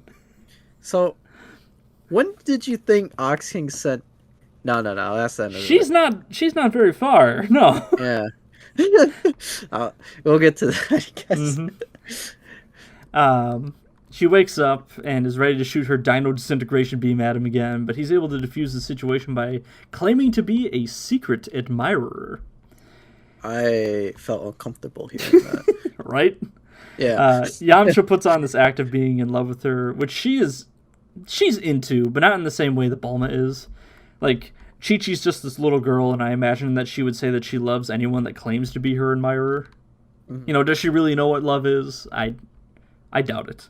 She's at least flattered, I guess. Yes. Yeah. She wonders if he's actually telling the truth, and Yamcha says, "Can't you see it on my face? See?" And it zooms in on his really bad smile. He stares into the camera. It looks so dumb.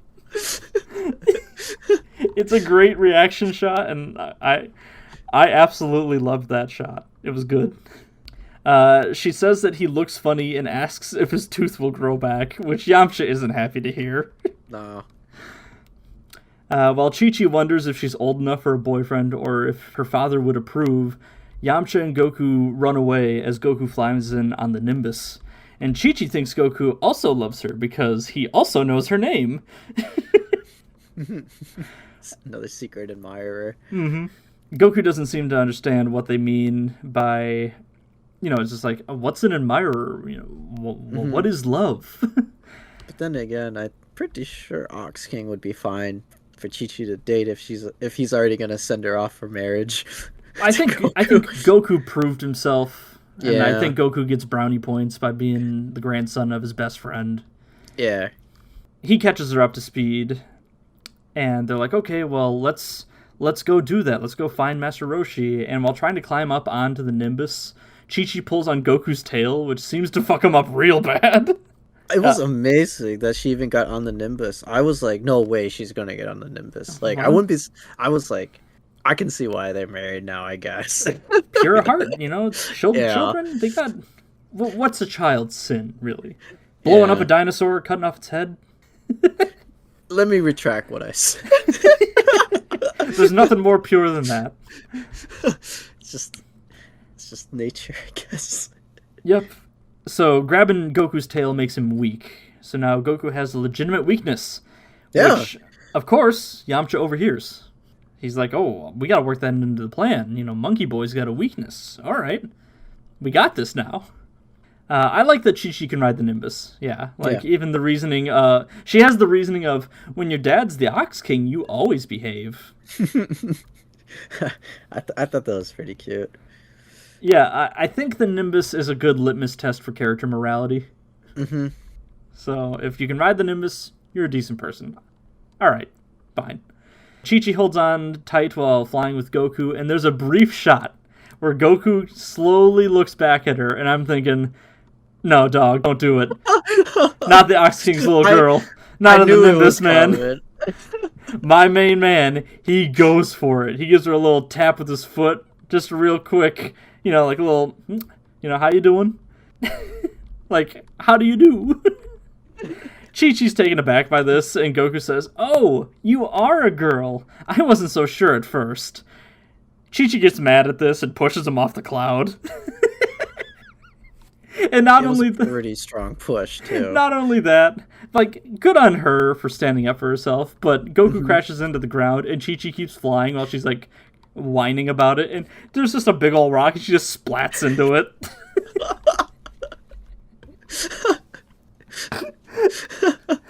It was a pretty hard crash too.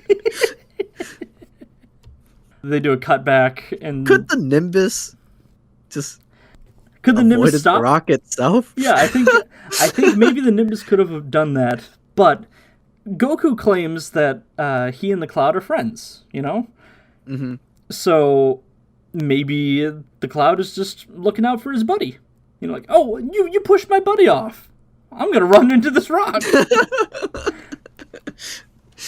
The sentience of the Nimbus is fluid at this point. We don't know how much of it Goku is controlling and how much of it is self-controlled.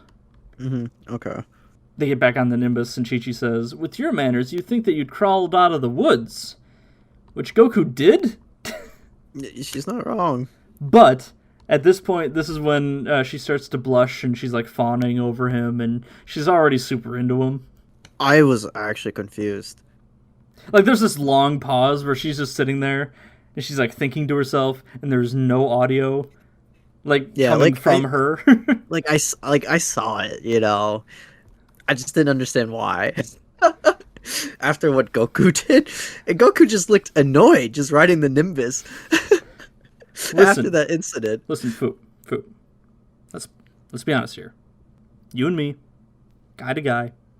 If someone that you think is at least attractive comes up and gives you just a little, like, good morning, how do you do, hand touch. Little tippity top. Just a little tip touch. Little tip touch. Are you going to be like, okay, maybe they're into me?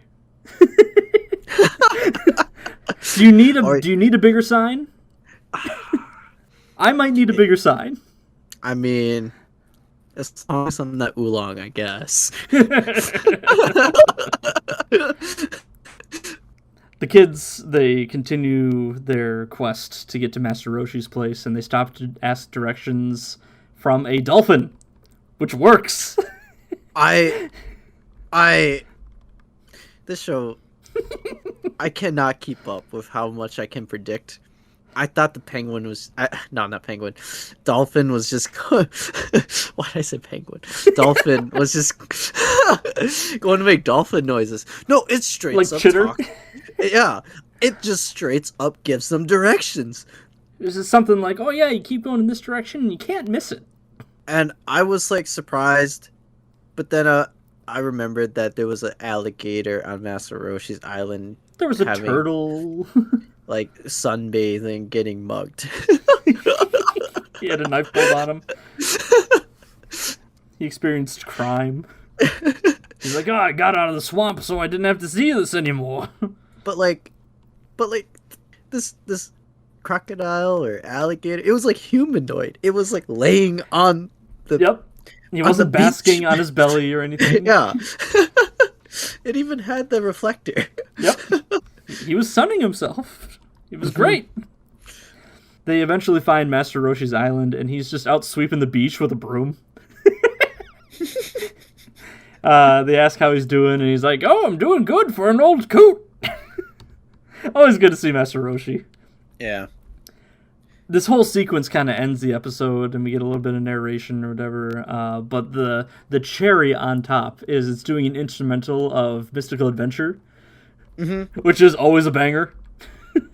Yeah, it was a good scene where they were playing that song with them just kind of cruising towards Master Roshi, kind of going on a little adventure here. I like that all of it was, or most of it was kind of pulled back, so you could see the Nimbus flying around, and it's showing the backgrounds.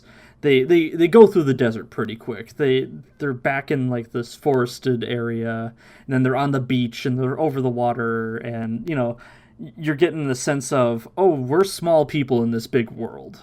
Mm-hmm. So I like that. As the narrator closes off the episode, Master Roshi's in the background doing his good old prospector laugh the whole time, and it is fantastic. Our final episode was episode 8, the Kamehameha Wave, or Kamehameha, depending on when in the series we're talking, but I had mentioned last time that this episode was kind of the first pieces of media that actually got me super interested in drawing. This is where I saw some really cool things and opened my eyes to the possibilities of animation, because you have to remember, like, what was on TV at the time. I was like 8 in 2001 or so. So back then, on Cartoon Network, you had things like Ed, Edd and Eddy, Dexter's Lab, Powerpuff Girls, Whatever Happened to Robot Jones. Hold on. Let me search up Robot Jones. Have you not seen Whatever Happened to Robot Jones? Let me see here. It didn't last very long. No, I don't know Robot Jones. That's the rest you listed. I have seen. Mm-hmm. Remember, but, that was back in 2001. I was 2. Oh. So yeah, shows that most certainly were not like Dragon Ball. Okay. On Nickelodeon, there was pretty much just SpongeBob. Nothing was serialized, like Dragon Ball or Dragon Ball Z. And Dragon Ball Z was pretty violent for the time. So at my age, Dragon Ball's style was like a perfect match. So that's how I kind of fell in love with it. The episode actually opens with Chi-Chi questioning to herself whether Master Roshi is who he truly claims to be. This is the point where Goku says, "Oh yeah, the Nimbus and I, we're friends." Roshi notices that Chi-Chi isn't Bulma and says, "Goku, what happened to your friend? Last time I saw her, she was taller and prettier and bigger," as he gropes the air in front of his chest. Man, never change, Master Roshi. He's like, she's smaller now. not quite the same. Roshi gets lost in thought when Goku mentions the Ox King, and he's kind of like reminiscing himself. So Chi-Chi wants to test him. If he's Master Roshi, then he'd be able to dodge her dinosaur-cleaving helmet crest attack. And she chucks the blade at Master Roshi. And we get one of those cool shots of like Roshi activating his spider sense, and he turns to deflect it with his staff. But then the blade cuts through the staff and wedges into his goddamn skull, which is both awful and fantastic at the same time. Like it seems like these where it's like I have to be like, oh, he's gonna be badass and like swipe it away, or it's gonna hit him. It's one or the other. Options. I only have 2 options, and I've been wrong every single time. So were you wrong for this one? I literally thought he was actually gonna show off and just swipe it away or something. Like a total chat. Nope, it gets stuck in there. Like it's like he winces in pain. He grabs onto his head and like doubles over, and it stays there. Yeah, he like says the line that was hilarious. Like something along the lines of, "No one could have dodged that." Yeah, Chi-Chi gets mad and calls him a sussy baka imposter because the real Roshi would have been able to dodge it, but Roshi claims that literally nobody could have dodged it in time. He pulls out his driver's license as proof. Out of anything he pulled out, I thought he was gonna pull out a picture of him and her dad together training. Like a photo of a master and apprentice. No, it was just a straight up driver's license. Yeah, he pulls out his driver's license, and I'm thinking to myself, yeah, that's something that a real island hermit would reasonably have. Like, here is my legal, like, government official Here's ID. My birth certificate. Chi-Chi apologizes and pulls the blade out of his skull, and she like pushes her boot up against his head to pop it off, and it's got like a it's like a cork popping sound effect. Yeah, that was a good touch. Roshi gets back up, and he's got this huge band-aid covering his, like, the entire down the middle of his skull. It's huge. It's great. Big band-aid. He goes on to explain that, yes, he has the Bancho fan, and he goes on to explain how it works. You wave it once, and it causes a heavy wind. Wave it a second time, and a rain cloud appears. And the third time, it rains. A lot!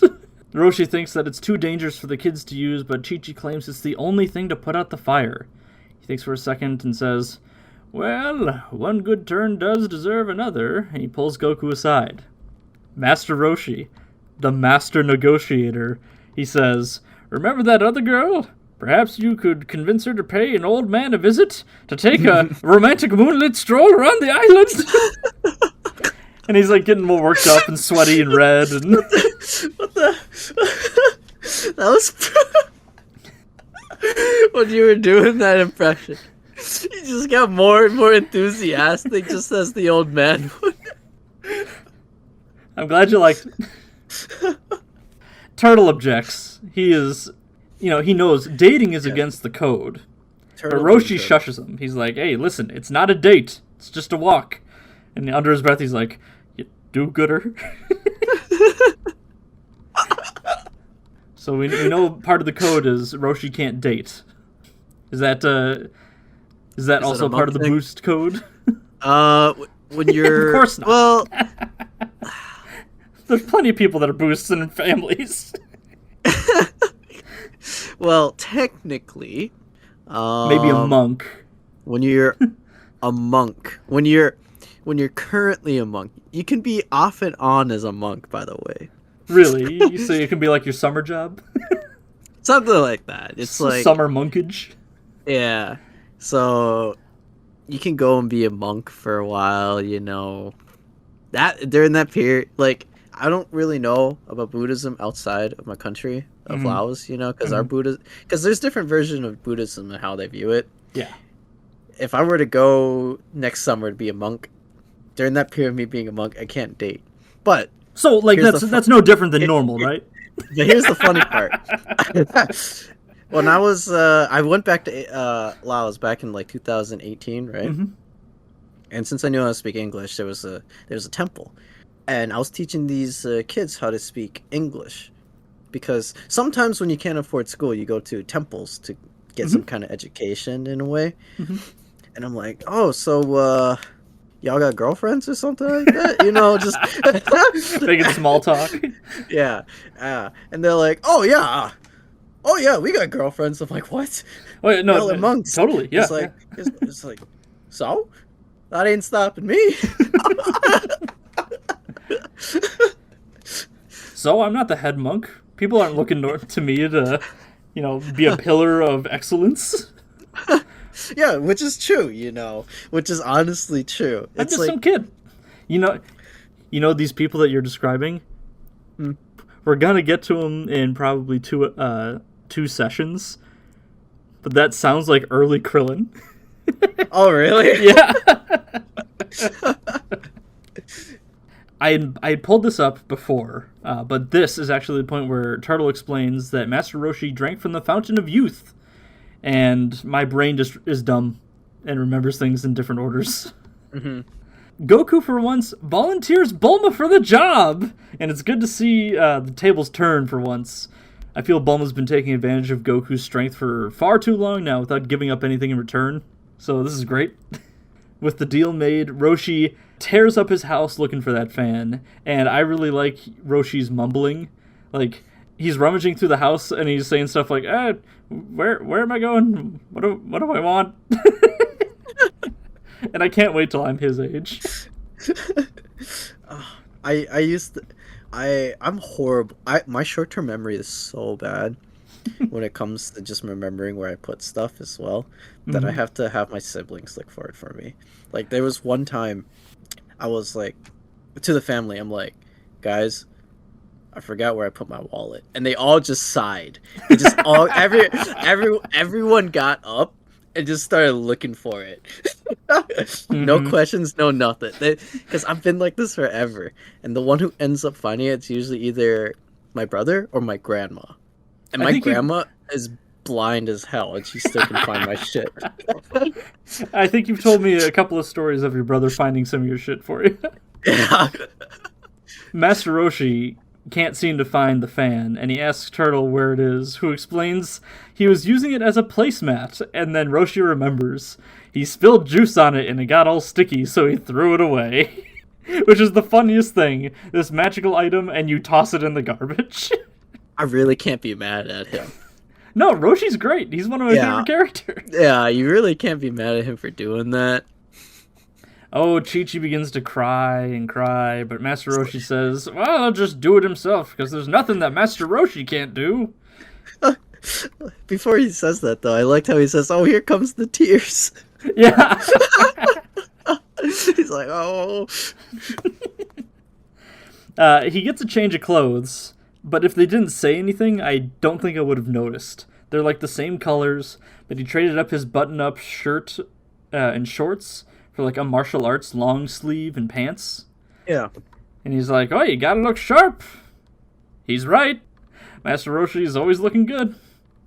Goku remembers that since Roshi is such a Chad, he had to be nerfed by not being able to ride the Nimbus. But Roshi... Oh, no. Keep going. He had to be. Roshi has other plans and calls up for Baby Gamela, which is totally just a tiny little Gamera. And I had to look this up, but Gamera is owned by the Daiei Film Company and has no relation to Toei, as far as I know. So this is blatant copyright abuse. The reason why I was saying "oh no" was because the first time he called it, I just see something in the sky, and this mofo was spinning like no tomorrow. That's exactly what Gamera does. He tucks his arms and legs into his shell, and like rockets come out, and like he starts spinning, and that's how he flies. And yeah, Baby Gamela spins in and presents himself to the group, and he's got like a "at your service" kind of voice. Yeah, it was like the edgier version of the turtle. Yeah, I'll take that. But I liked him, regardless of how I described him. They fly I was off. like, how is he gonna ride? But I was like, how is he gonna ride this thing though? And immediately, they fly off, and Roshi's just on the back of Baby Gamela, and he's spinning along, and he's going, "Buffalo gals, won't you come out tonight? Come out tonight." Oh, I'm getting dizzy.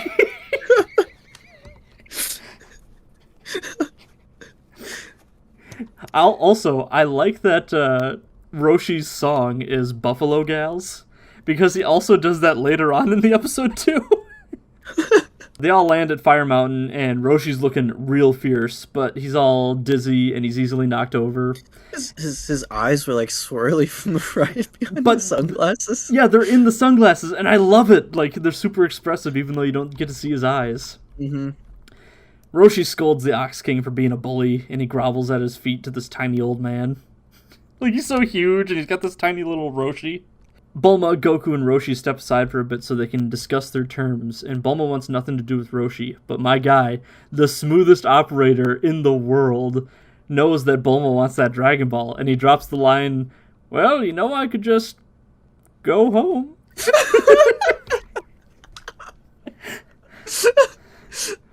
Bulma relents and agrees, and Roshi makes her pinky promise with "Earth, water, sea, air, I declare pinky swear." The show is great. Yeah, Goku is like, it's just the walk, Bulma. Come on, what could go wrong, man? Roshi is now ready to put out the flames of Fire Mountain, and there's a lot of great build-up. I like this sequence from this point up until he puts out the fire is great. He takes off his shell and his shirt, and you see his scrawny old man body. He's got some of these patches on his back. I'm really not sure what they are, but I assume it's like an icy hot patch, you know, for his back. Oh, yeah. He's got like back problems. What I did not know was those 6 pins on his back. Did you see those? Yeah, I had like, no idea. It was like on his spine. I don't know if it was just they were like straight. He's got like pins. Because the only thing I can compare it to is when people like try to straighten their spines, and then they use these things they're like braces, right? But for your spines, yeah. Yeah. But before like they showed his back, I like how Master Roshi is trying to get on top of the platform. Yeah, he needs a boost. He's like, "Can I get a little boost?" Master Roshi, the big hero of this scene, needs a boost to get up on top of the platform. Fantastic. This is where the music picks up, and he starts to strain and flex, and then suddenly his arm just Popeyes out in these thick-looking tree trunks. Like, his arms are huge now, and everyone's freaking out like they've never seen anything like this. And he takes in a deep breath, and he flexes so hard that his torso expands to a massive size, and his Band-Aid flies off. This shot in particular is the exact shot that I reanimated for the Dragon Ball Reanimate project. And it's like the exact point in my life where I'm like, wait a minute, you could do some crazy shit with animation. And so like it got me interested in doing more art. And that's a muscle expansion scene, and now everyone's going to think that I'm a weirdo. No. Guys, if you just listen to this. When I met this guy at the import store when we first met, I remember this guy was like, I just love drawing muscles. Okay, in my defense, here, let me defend myself here, because especially Dragon Ball muscles, they are like an interlocking puzzle piece. Like the shoulder goes into the bicep and tricep, which goes into the elbow, which goes into the other forearm muscles, and it's all like a chunk, and it's super satisfying to draw, and they're all super solid shapes in Dragon Ball Z. and like, I was like, yeah, sure, that's pretty cool, Alex, drawing muscles, that's cool. But but have you ever met Tim at the import store? So Tim was the one that got me into fighting games. Mm-hmm. Like Tekken. And that was my exposure to like muscles and stuff. I was like, damn, that's cool. Like these characters are buff, they're hella strong, they're super cool. Kind of a similar awakening. We both said, "Oh, look at this ripped old man." Like with Heihachi and stuff like that. I fell in love with the game. I fell in love with the characters, so I can kind of understand how you went through with this in this scenario. I like to draw superheroes, so you got to know how to draw muscles for superheroes. Yeah, and you kind of educated me on like these views, this whole thing. I was just like, yeah, one of my favorite things to draw is like how the trap muscle goes into the shoulder, and you're like, what the fuck are you even talking about? Did you ever actually go into like studying how the muscles and stuff, like the anatomy of like? So this is where I fail as an artist, because I didn't learn muscle groups in that sense. Okay. I didn't pick up an anatomy book and like how they have like the muscle figure standing there and like they have no skin and everything like that. I was like, well, I'm never gonna draw the muscles like this per se, so let's get examples of muscles that I do like. And so I start picking up like Spider-Man comic books, and he's an athletic, really cut looking guy, and so I start drawing Spider-Man or Batman or Goku or all these other characters that are muscular, and I start to learn like, oh, okay, so this is how the shoulder muscle works, or this is how the pec goes into the ab. The one that I still pull reference up for like all the time is the back. There's a lot of different shapes and back muscles that you need to get right, otherwise it looks really dumb and dumpy. I mean, it could look like the devil from Baki. Oh my god. That's someone who took it to the extreme and just created his own anatomy, and the world is better for it. Or worse, depending on how you look at it. So yeah, no, don't worry. I think the only people I actually know that I know of, that I don't know in person, but it's the Monster Hunter people, went into the animal anatomy, and that's how they designed their monsters, and I thought that was pretty cool. So I was wondering if he went that far as well. No, I didn't classically train myself like that. I got it secondhand from superheroes and Dragon Ball. Gotcha. Speaking of Dragon Ball, Roshi is huge at this point. Like, he is just this shredded old man in his cool sunglasses, and he puts out one hand and it starts to glow, and this is looking like it's taking a huge effort. Like, he's like and he's like forcing it out. And we get Yamcha. He's still sticking around. He's explaining how the move works. And he's gathering up all the latent energy in his body to release it all at once. And this is like kind of our introduction to ki in the Dragon Ball universe. Mm-hmm. And in a series where people are just throwing these energy blasts left and right, to see this be like a huge effort for an alleged master, like that's kind of cool. Like this is our base level. This is where we're getting at. So my question to you for this one is, were you expecting the first energy blast in the show to be done by a horny old man? He's doing this for the wall. Not like that. That's for sure. You know, this is the Dragon Ball move. The Kamehameha is what everyone knows when they think of an energy blast. Yeah. Like a Hadoken. Yeah. I literally thought it was gonna be later in the series that like they will introduce this move. And I thought it was gonna be Goku to show in the series first. Like, oh, I've developed this new thing. Check it out. More like Master Roshi's like, oh, here's this move. This is how you do it. Now do it.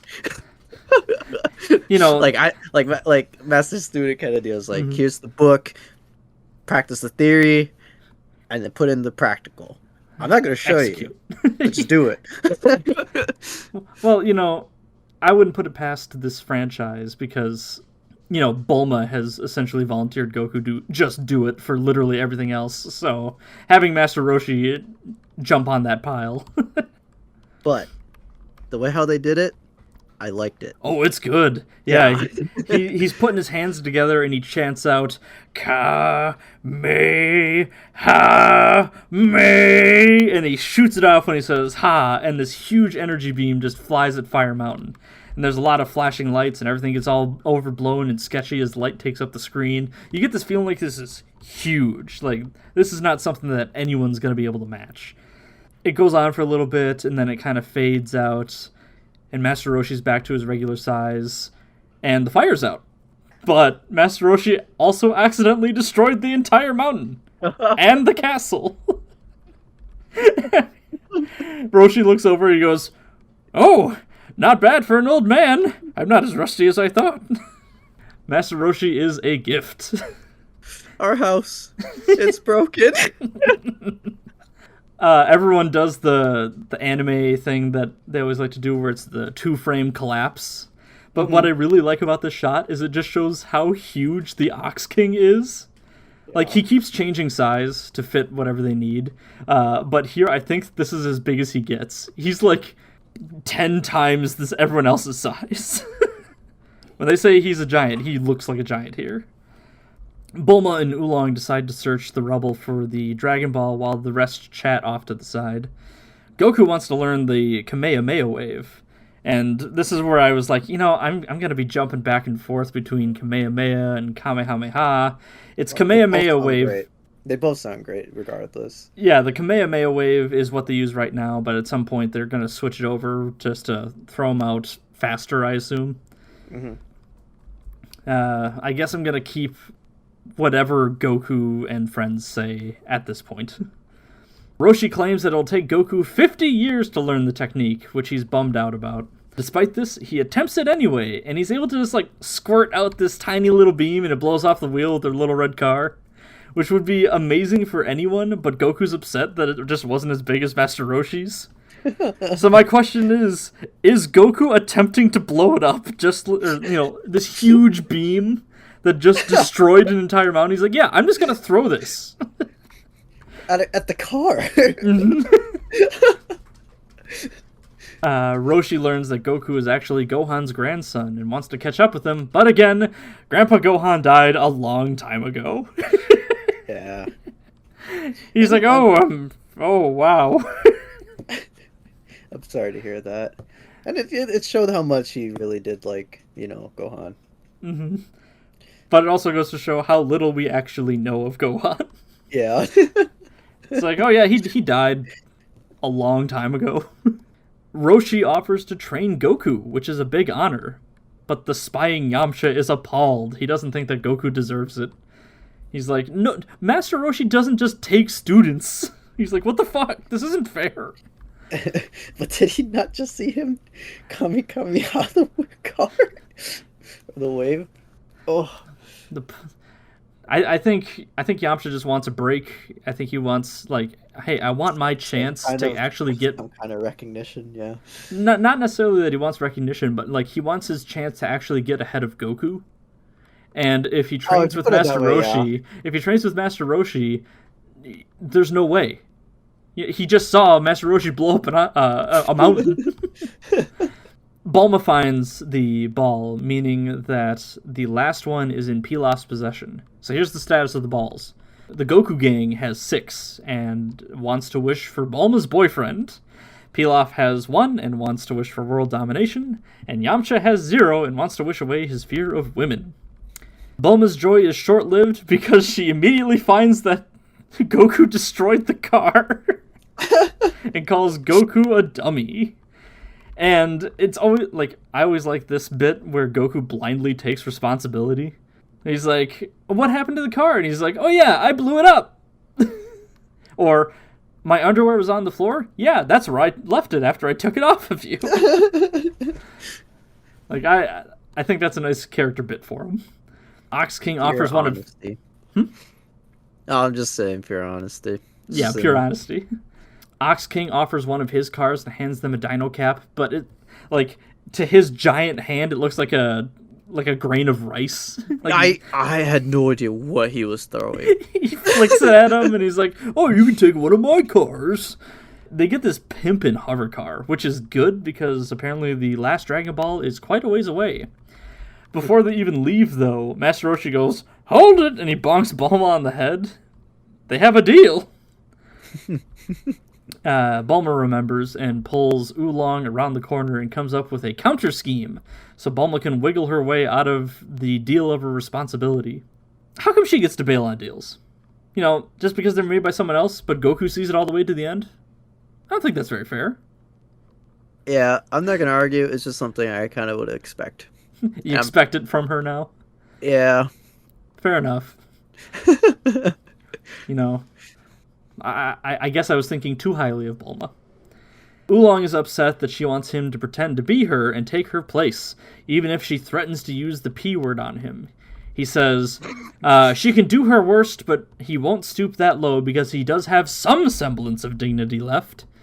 Eventually, though, he relents, and we get this quick shot of Roshi. He's waiting around the corner, and he's kind of tapping his staff, and he's singing to himself, Buffalo Gals, won't you come out tonight? I love your theme song, man. It's great. Oolong transforms into the short, fat version of Bulma, just to goof on her. She's like, I look nothing like that. What are you, fucking insane? And also he transforms again into being a perfect copy, but sounds nothing like her. No. Unlike his other transformations, he still sounds exactly like Oolong. So with Master Roshi nearby, Oolong decides to play it up for him to make up for the things Bulma's been doing to him and make it worse for her down the road.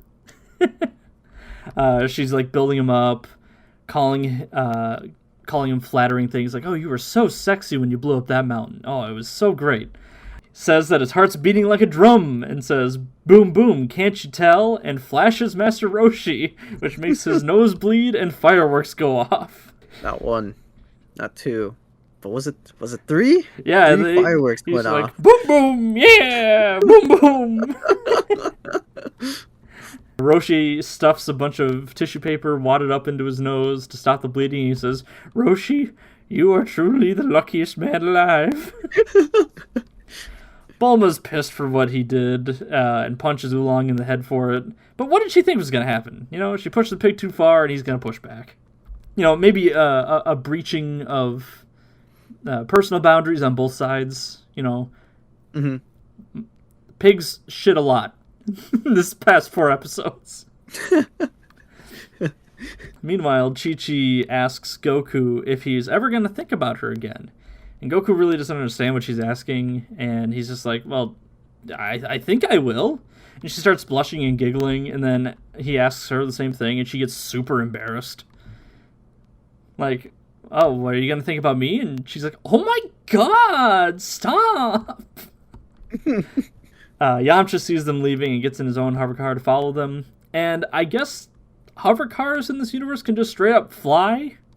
Because I assumed that they would just slide around the ground like they were on some kind of air hockey table. Yeah. But no, they do a quick shot where they fly up above the clouds for a little bit, and that's how they end the episode. Which, of course, ends our second round of episodes. And personally, knowing episode 8 was in this batch was super exciting for me. It's always been a lot of fun. It's a big Roshi episode, has a lot of good gags, has that cool Kamehameha wave finale, and I think it's the perfect place to end off on this set, because now they've got the ball, and they're on their way to the last one. So they're either just going to get the last ball in the next episode, and I checked how many episodes there were. It was like, what, 150 episodes? 130 something, or... Okay, because I was like, they're either going to get the Dragon Ball right away, or they're going to make me watch another 120 episodes. To get the last one?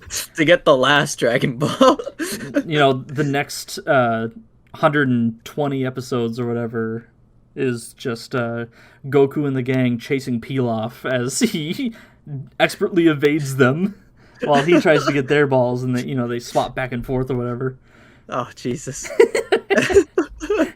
Would you actually stick around for over 100 episodes of that, like Tom and Jerry shit? If I see enough Shumai, I think so. Okay. If it's just Pilaf on the other side, I don't think I can handle it. I need at least the duo. Mm-hmm. Yeah, I think this set of episodes really cemented in the fact that Shu and Mai are really good characters. I like their comedy. It's ramped up in a way that I really like. But Pilaf, on the other hand, has kind of stayed at that same level. And so I'm like, oh, I see what the problem I had with them before was. Pilaf! Screw that guy! So what did you think of this last set of episodes here? The more I keep watching these episodes, they're only 24 minutes long, right? And that's pretty normal if you were to watch the whole thing through, right? Mm-hmm. That's pretty normal for any anime episode. But so much stuff happens in a single episode that I feel like I can't keep up. You feel like you're constantly playing catch up. I felt like I've watched 8 episodes, but it was actually just 4, almost like double. Mm-hmm. I bet if you really wanted to stretch out and extrapolate these episodes, you probably could. I think there's enough content if you wanted to slow down, do a little longer fight scene, or do some more gags. I think it could work, but yeah. I love the pacing that it's got so far. Yeah. We've got 7 of the 8 Dragon Balls already. 6 of the 7 Dragon Balls. Don't talk about the secret 8th Dragon Ball, Alex. Phoup doesn't know about those. I was curious about how did this set compare to the last one? I would say this set of episodes was just as wild. Just but as wild? I would say maybe more, simply because, come on, how can you make someone shit on command, Alex? Okay, so I know that the first set of episodes had a lot of wild stuff too, but it also laid a lot of the groundwork for the characters and stuff. And as we're getting out of that section, it's starting to become now we have the established characters, let's let them do stuff. Yeah. And so I think I like this set more than the first one. But the jokes are all good. We've upgraded to shitting your pants humor. Fantastic. So knowing this set from the first set to this set, what are your expectations for the next set? Oh God, like I said, if they get the not the third, goddammit. If they get the 7th Dragon Ball and already make a wish, this show moves so fast. I wouldn't say I'm expecting a lot, but I think I'm already gonna like the next set of how things are kind of going, at this pace. I really like this set. I think I liked it more than the last set. There was a lot more lore. I got to see more characters. The characters are, they were really acting out as themselves already. Mm-hmm. Like you said. You get to see Goku being Goku interacting with, say, Oolong, who's just Oolong now, and now we get to see how their characters bounce off of each other. Is Oolong going to corrupt Goku in any way? Yeah. Seems pretty incorruptible. They had like a little bro moment back in the campers sitting on the couch. It's like I would have a harem. 300 girls, little buddy. 300 girls. Think about it. Guy stuff. But I would say my favorite character so far in this set would be the Ox King. I really like the Ox King. Ox King's pretty good, all things considered. I think that they put him together in a nice complete package. But for me, I'm biased. I love Master Roshi. I love who he is, who he will be, and so just knowing everything about him, this is great. Always good to see Master Roshi in an episode. Man, but it's a little unfair to compare him to the Ox King, though. That's literally the man's teacher. I know. But that's okay, because I know how you feel about that episode 8. Because I can already tell Master Roshi is just gonna get even. He's got more. He's got more. I know that's not all he's got left in him. I don't know what it is. But it's something. I think you'll like the route they take with Master Roshi. Okay. Next week we'll be watching episodes 9 through 12, which is starting with the absolute winner of an episode, Boss Rabbit's Magic Touch. Boss Rabbit's Magic Touch. Yes, that'll answer one question that you asked me today. What question was that? You'll have to wait and see. You'll see it and you'll go, oh! Okay. And then we're going to end with episode 12, which is, and you called it, A Wish to the Eternal Dragon. Oh my god. So just by that last one alone, you think you know where we're going with this? I think look, we're either gonna by the end of episode 12, either Bulma gets her boyfriend, the pig gets his harem, or somehow Grandpa Gohan shows up, which I highly doubt. All right. Here, let's. I already know how this all plays out. I want you to first. I want you to tell me right now, who do you think is getting the wish? It's probably going to be something dumb. Probably Shu. Shu gets a wish. And what probably does Shu wish for? It's either going to be a phrase from the Gremlin or just the bone from Death Valley. I wish I had one of them bones. I can totally see that. For some homework next week, I want you to make little notes as the episodes progress and tell me who do you or if your prediction is coming true or if it changes as it goes on.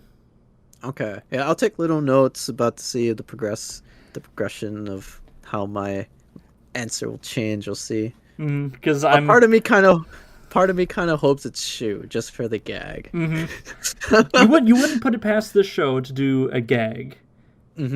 Like as a wish. You gathered the magic balls, they grant a wish, and then something dumb happens.